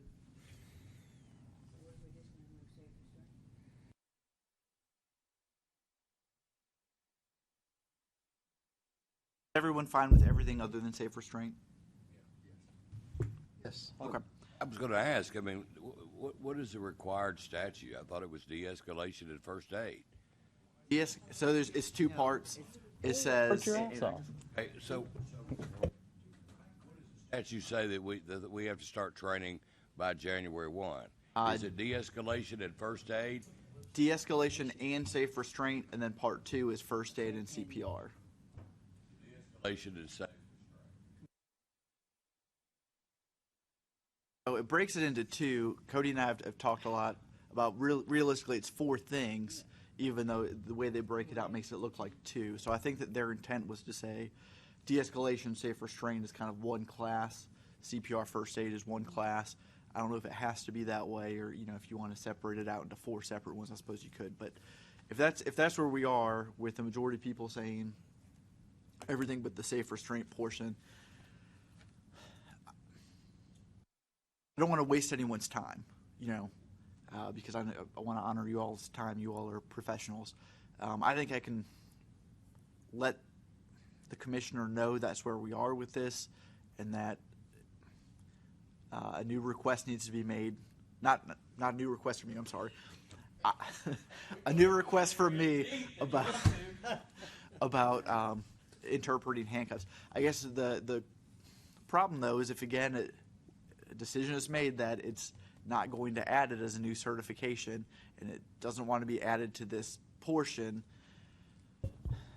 we're not really giving trainers or guards any guidance pre-January 1st in terms of what de-escalation should look like. So then we just go back to all of them submitting. All I would say training is that there is a panel of what we would consider, I guess, experts. That's why we're all here. And so if we all are in agreement that that is what needs to happen, and he comes back and says no dice, then all I suggest is that there be some other form of expert recourse. Like, what is your resolution? Give me something else, or you don't have a foundation to discredit it. Because we have 10 people here that are saying this is what is needed. Someone's right, someone's wrong.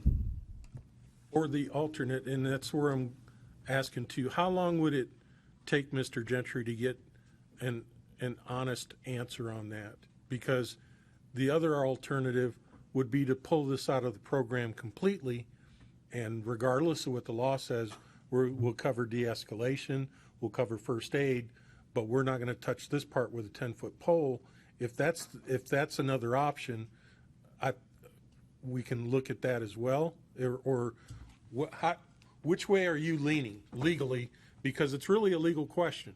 The law says that it has to include safe restraint training, but every expert in this room is telling you in order to safely restrain someone, that's a separate class, that's a handcuffing class. You can't get this bumped down the road. I mean, it goes into effect here, but the legislature wouldn't bump it down the road that there's not a consensus of the approved training by this board. At this point, no. That was something that was asked, but that's not something that could happen since it's been signed into law. I do think, though, looking at it legally, there's kind of 2 issues. One, there's how detection services looks at training, because obviously we have authority to discipline, companies, guards, trainers. The bigger portion of this law, though, relates to the Alcoholic Beverage Commission's authority. And I think that the concern there is, are they going to say, we said we're not going to touch de-escalation at all, but we're going to allow guards we've said that they've completed this portion of the training, given them a card, put it on their card, and then ABC comes back and says, well, wait a sec, I can show that these guards actually never had proper safe restraint training. Are they going to start suspending liquor licenses based on the fact that the law says they have to have the training? We're saying, well, we're adding to the card that we check the box. That's my concern is we've got authority, ABC has authority. Our authority for this curriculum is based on what we're saying guards should have. ABC's authority is saying if they don't have proper training, if they're not properly registered, we're going to come and suspend a liquor license. Well, and that's where I'm going with it is the people that do the training would be Private Protective Services, not ABC. Is that correct? That is correct. Okay. And I think that there's probably a prima facie case there of saying, well, if PPS Detection Services has gone ahead and checked that box there and said that they've got this training, they've got this training. I think that that's kind of where our expertise is. We could butt heads there with ABC on that and see what happens. But realistically, as we've discussed previously, there's no time limit on this. So if it's a 5-minute de-escalation, if there's a slide up there that says, here's what de-escalation says, here's what safe restraint says, and that's what it is, that is what the training is at that point that the expert committee has put out there. I think that you have a good point of if everyone on this committee is an expert and we're saying that this is what the expert committee is saying, if we're not going to add handcuffs, this is what it should cover, then I think that that's all it would cover. And I think that it would meet the burden under the statute to say that they've had this training based on what has been proposed already of everything taking out that physical restraint with the hands-on approach. Can you speak to why? Why do they don't want to cover this? Why do we not want to own this? For handcuffing? Yeah. I'm not sure. I know that the industry has been using them for a while, so I'm not sure why we haven't covered it before. But I mean, what? Not. I mean, I understand the before, but what about the now? Like, why are we not? We've had a man die. We've had loss of life, and we're going to continue to push this off. And you want us to sign off on it? I mean, we're asking to vote right now. Could we do a preliminary vote if we were to remove the safe restraint section in its entirety? Would everyone agree to what's been proposed before and after that?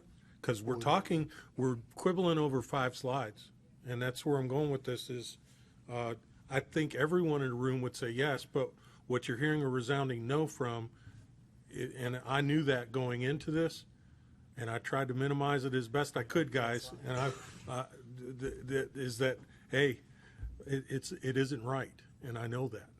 And I'm sitting here agreeing with everyone in this room, and I'm more in favor of removing it versus keeping it in there wrong.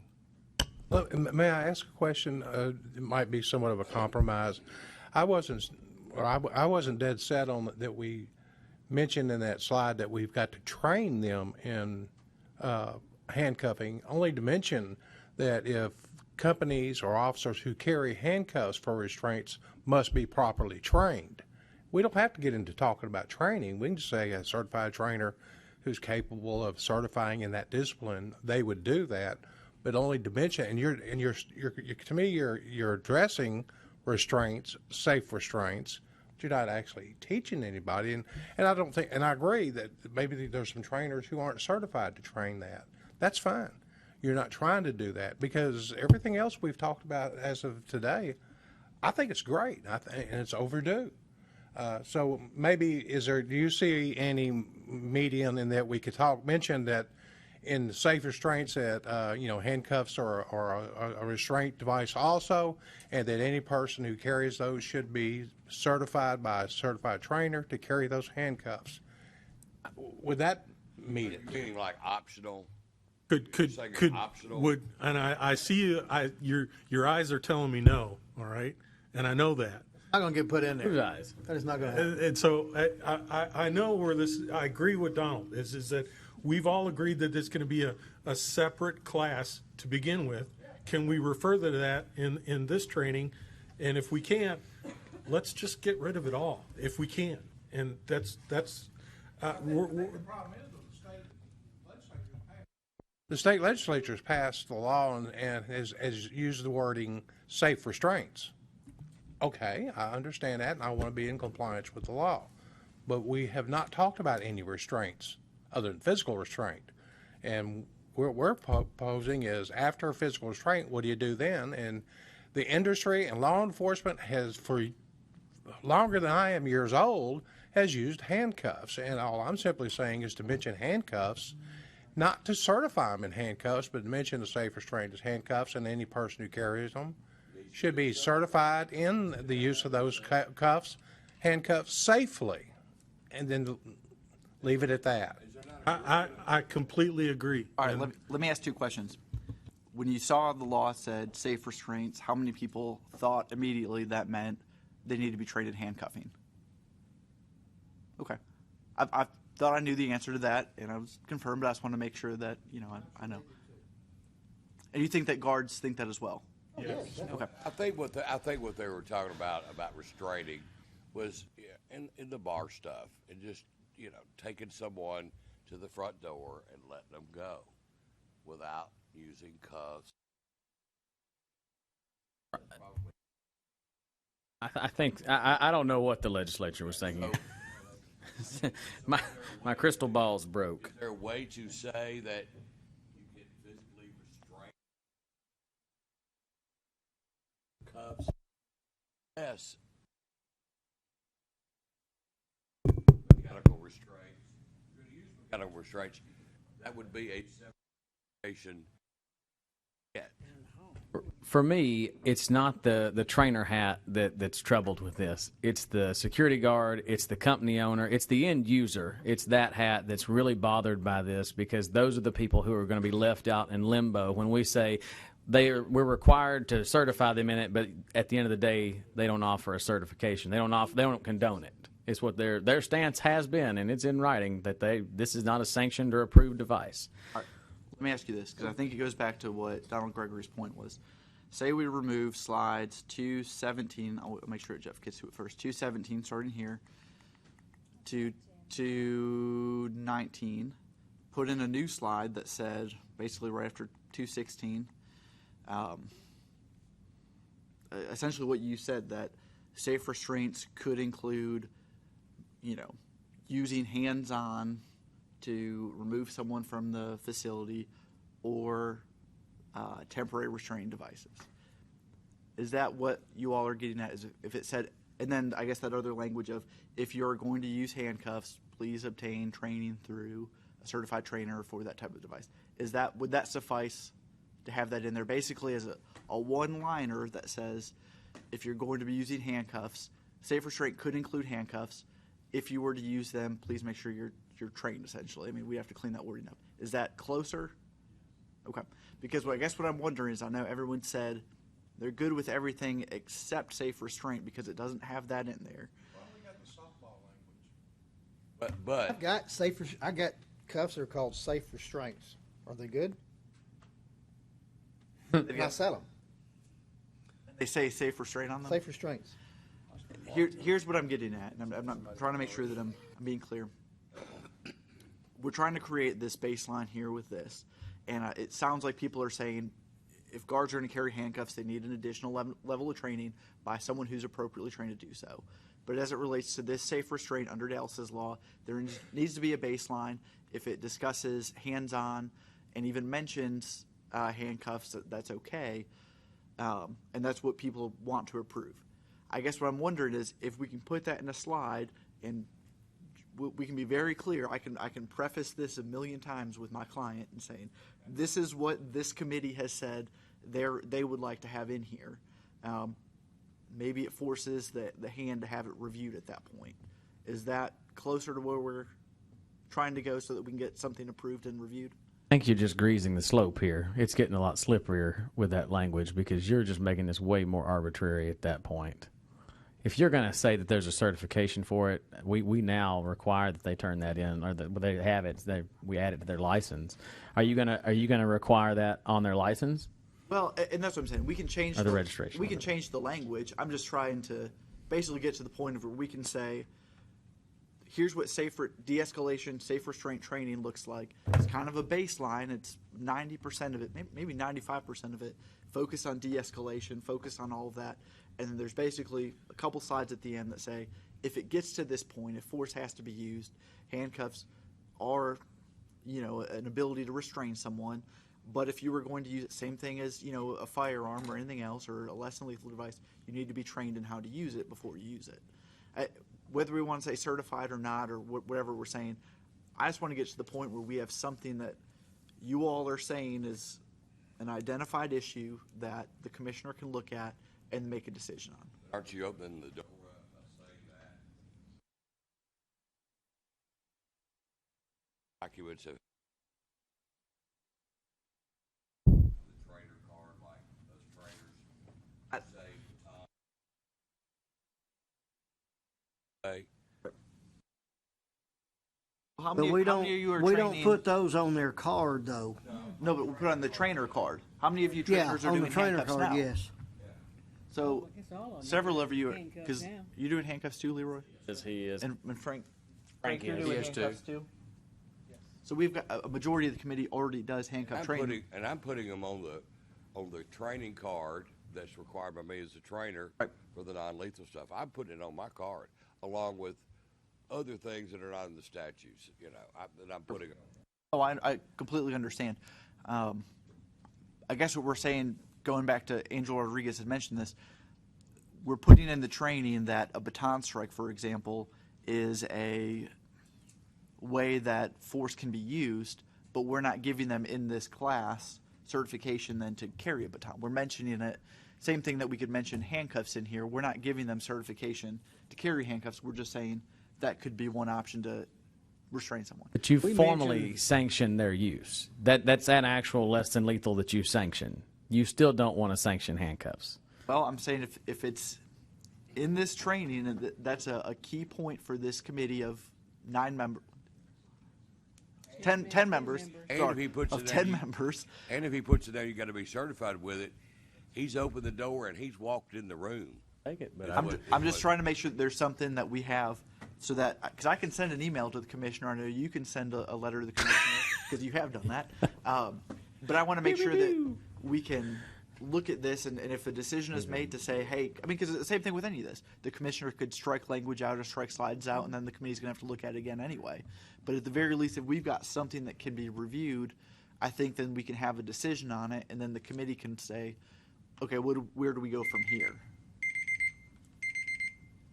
And Jesse, if I could offer, the card I have Means we from the missed state of one. Tennessee as a trainer, on the back of it, it reads firearms, unarmed, baton, chemical agent, or chemical spray, and stun gun. How much trouble would it be to put handcuffing if they want me? But I already do this handcuffing.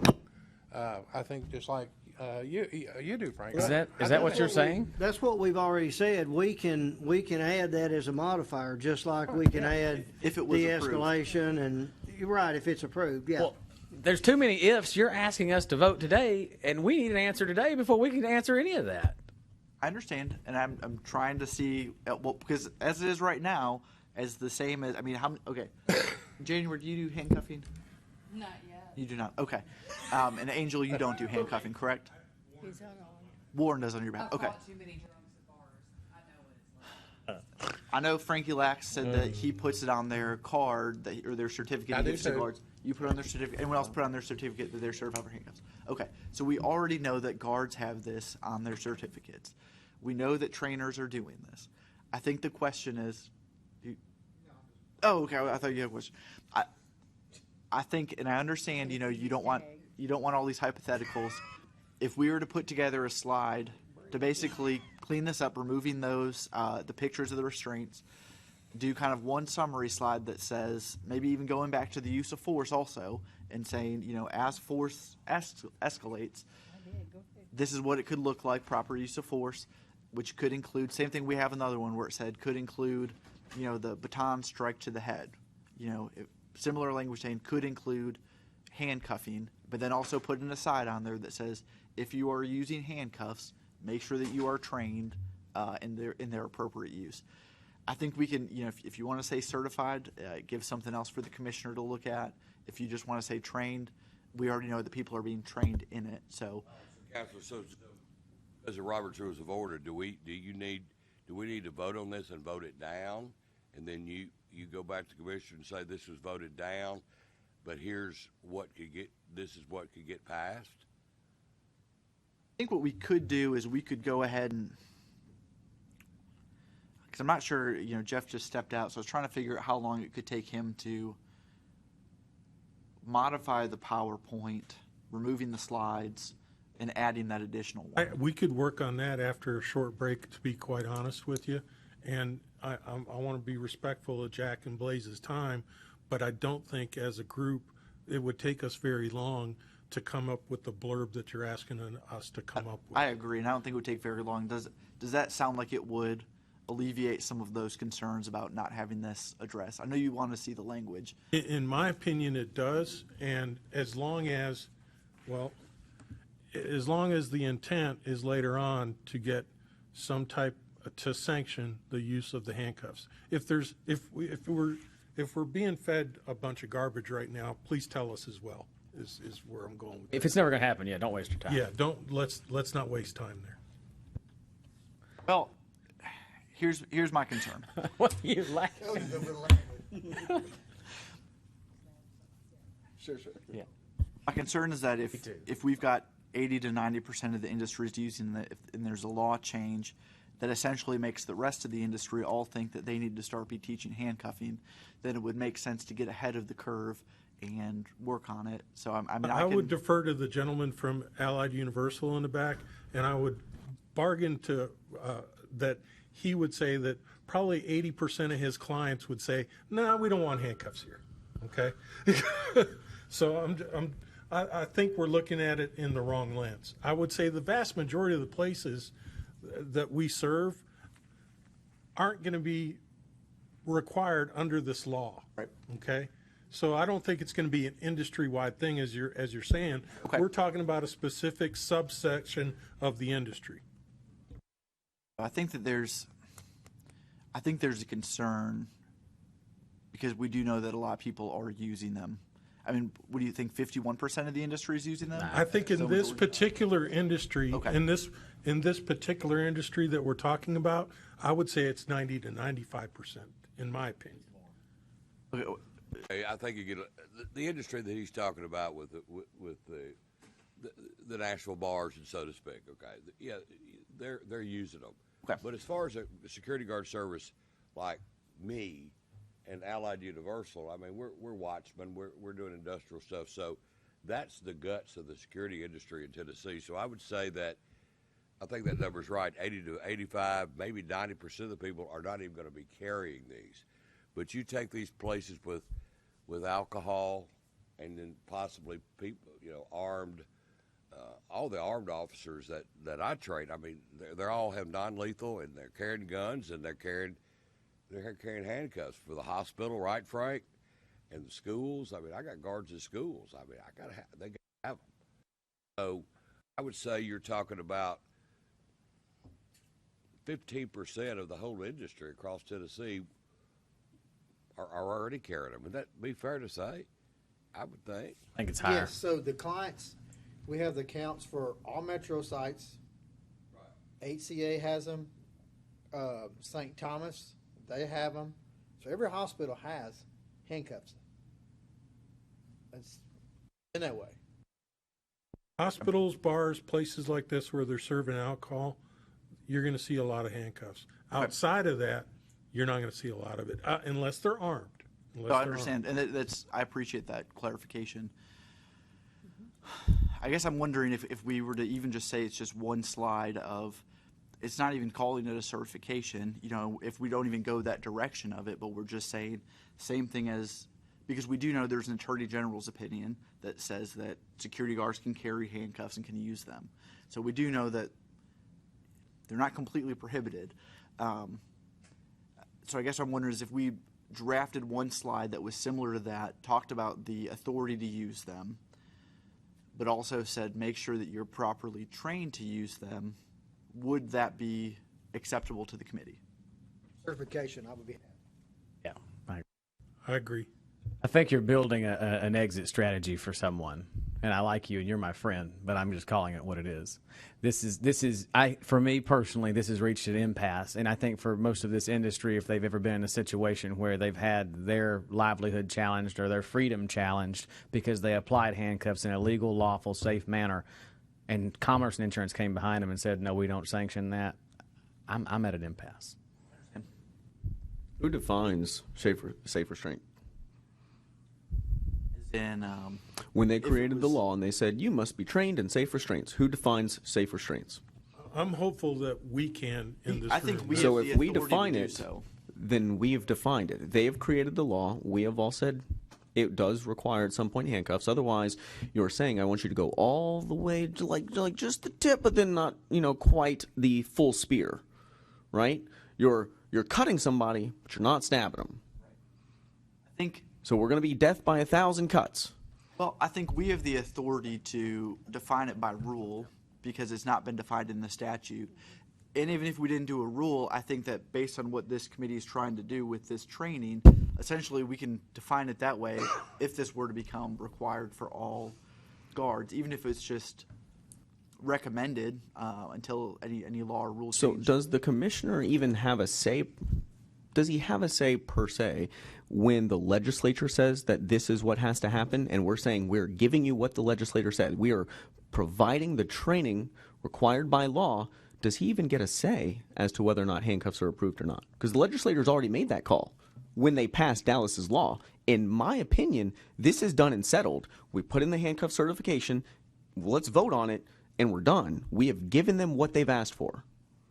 I agree with Blaze. I think if we were to have a blurb in there that everyone could agree to in good spirit, that would suffice. I mean, can we look at the Attorney General opinion, maybe steal some of the language from there that we could put in that blurb? Because I think that would be helpful to both the trainers and the security company owners, everyone in this room that's kind of like, if we're confused about it, I would say that the vast majority of the trainers that are out there that are not as experienced as the folks around the table, we're in big trouble. Right. All right. Well, let's pull that up. I think we can do it as a additional slide. And again, this is supposed to be the baseline, and that's part of the goal of this committee is to say what is the baseline that all guards should have in the state of Tennessee. If someone wants to have, their guards do this and then do MOAB additionally or anything else, that's great. But I think we do need to figure out what that baseline looks like. And I think focusing on de-escalation is the right way to do it. We can pull that language from the Attorney General's opinion. Let me ask the question the opposite way.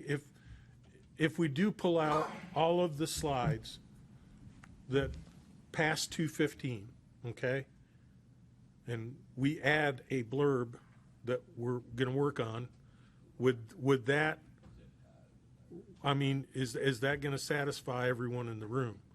I would say yes. If we can all come to an agreement that handcuffing is a separate training class, just in the same way that taser, baton, any of those classes less than lethal devices are, then I think we could all gain a consensus there, and we can talk about the language afterwards. And I'm trying to, for Blaze and Jack here, to at least, if we were to agree to that basis foundation and we work on the language afterwards, we could really make this a productive meeting.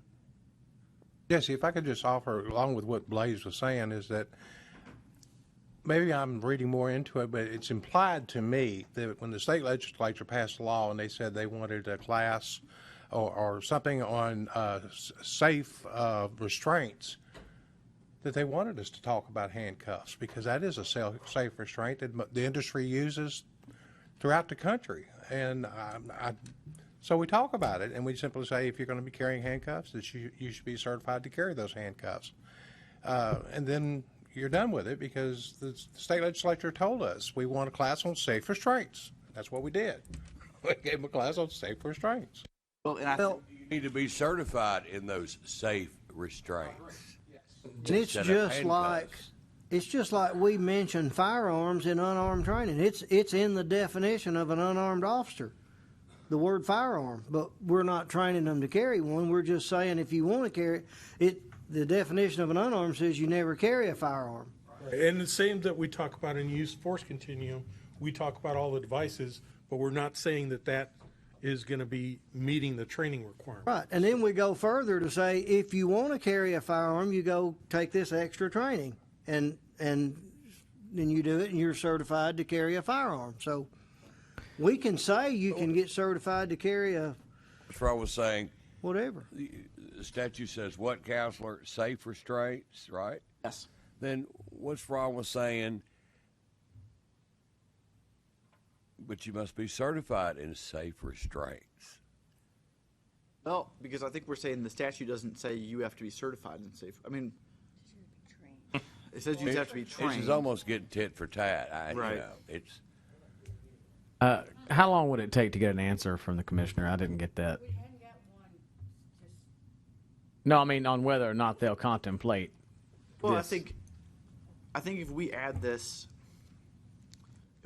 slide as discussed about saying that safe restraints could include, using hands or anything else to hold them, or using a device such as handcuffs, similar to what we've got for batons, and kind of discuss the language from the Attorney General opinion.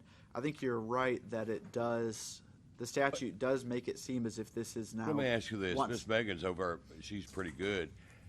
What is the definition of safe restraints? What is the definition? It's not put in the statute, and that's the concerning thing is if. Can we not Google the definition of safe restraints? That's what I'm asking. What does safe restraint say as a definition? Well, I think part of it, because we're looking at, Oh, you already put it in there. for the training related, essentially it's going to come down to what the commissioner decides if he wants to make a definition for it. Because it has not been defined by the legislature. If we could look at 215, I think it's a pretty good definition. I'm just throwing it out there. Miss Megan, what did you look I it think up? it's a pretty good definition. What is the definition? The Webster definition. What? There's not a specific definition for safe restraint.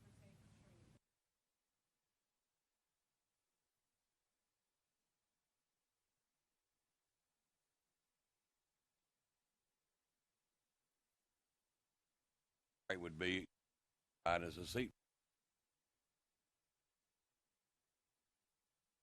I agree. One slide that I was saying we could keep, and then the next slide. I'm sorry, if the next slide had what Mr. Gentry is talking about and what Donald's talking about, is saying, if we can work on that wording and kind of focus on that, I think that we'd again. The wording of physical restraint is kind of what you're talking about. No. What I'm talking about is we've all agreed that the de-escalation was okay. We've all agreed that we want to remove some things out of the safe restraint. What we are now wanting to agree on is that the handcuffing needs to be a separate class, just like we treat with baton, taser, any of the less than lethal devices. And B, if we can include some kind of language in there that refers to that to get additional training from here, that we add that language to the slide right after this one, we've satisfied the requirement. That's. I do believe that was the intent of the legislature when they said safe restraints training, and to include handcuffs. What does your certification as an instructor say about cuffs? Mine says that I'm a mechanical restraint instructor. And I think I'd really want the community to focus on, please, let's focus on the language versus getting bogged down in these details. Let's focus on something we can all agree on and stop talking about this. We already know what this is. We already know what we need to develop. Let's work on that. And I'm going to take a break because I'm starting to get...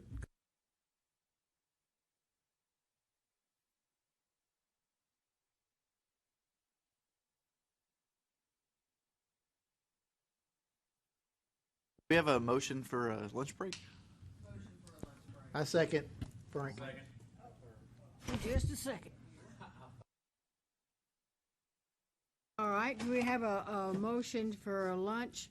The motion was made by January. Seconded by Frank. Gaddis. No, I won't let that happen. All right, we have a motion and a second to adjourn for a lunch. It is now 1:17. All right. Adjourn.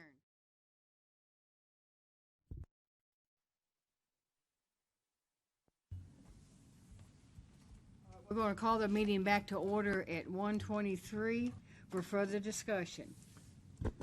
So So I think what we're looking at this point, because there's still a discussion about the language for the the safe restraint training, we'll go ahead and kind of have that worked on before the next meeting, so that way everyone can participate in it, make sure that everyone's looking at it, and had some time to kind of think about it more. We'll try to have a goal to have some proposed language sent to the committee or each committee member individually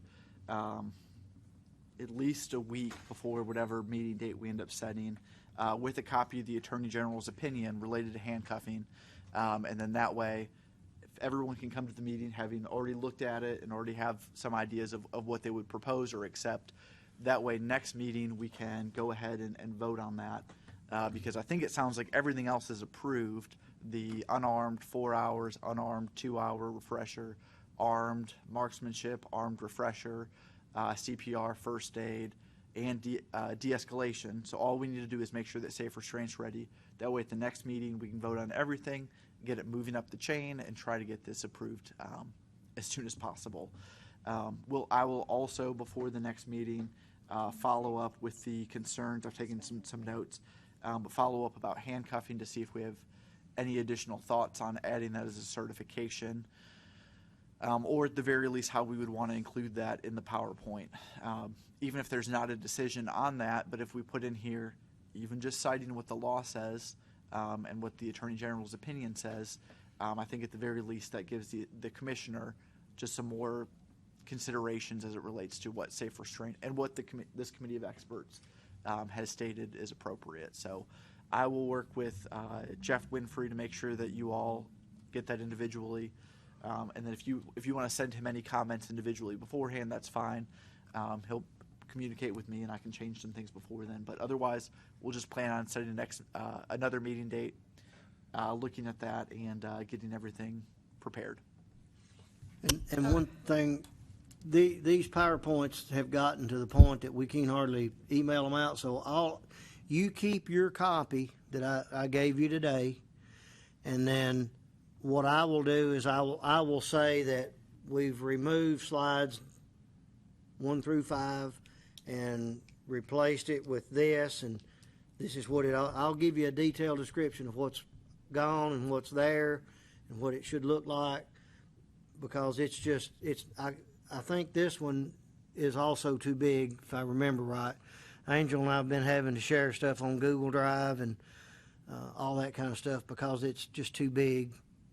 So that's how I'll get it. I'll just get you the slides that are necessary, and you can fix your copy that way.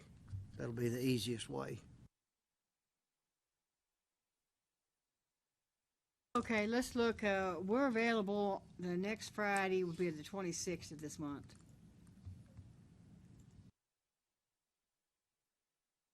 Or the 25th. Or the 22nd.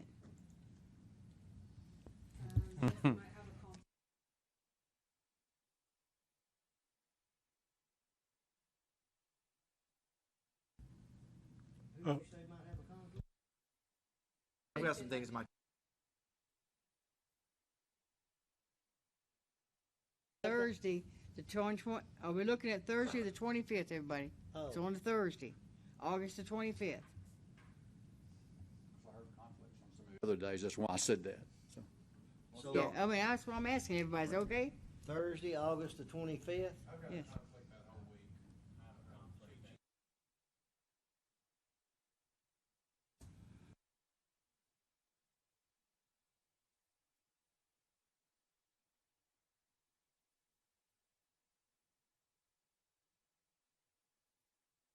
first. You approved your. Yeah. Okay. Is there a possibility of going the other way to the 19th? It's easy. September 1. That's September 1. I'm good. September 1 works. September 1. That's my birthday, so You can send everybody will in have to bring me something. your vote or Send- your send it to opinion, me. and I can read it into the record if you want to do that. September. I'll draft your.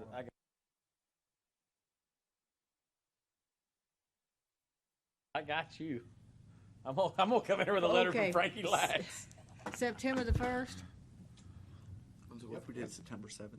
Oh, you decided to do September the 7th now? No, I said what if we did the 7th and had our Dallas's Law meeting right after? Oh. My schedule's You're getting weak if you just don't. a little You're heavier. weak if you don't. We'll do the first if that works for everyone. And if anyone can't make it, again, we'll try to get all that language sent out ahead of time. If you want to send it to Jeff, any comments, we'll read it.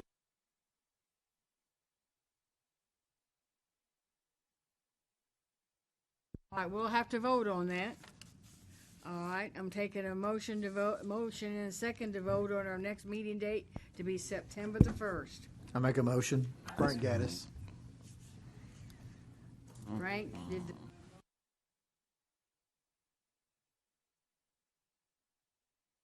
I have a motion by Frank Gaddis for the September 1st next meeting, seconded by January Farrell. All in favor? All opposed? Motion carries. We will be meeting on September the 1st. Now do we want to? Meeting to adjourn. All Want to right, approve it? You don't want to approve what we got? Like, agree on it? We can do that. That's fine. Do we want to vote on the other material? all right, I'll take a motion to accept the training course as presented at the August 5th, 2022 meeting and remove self-restraint for a discussion at another meeting. Safe restraint. And I will make the motion.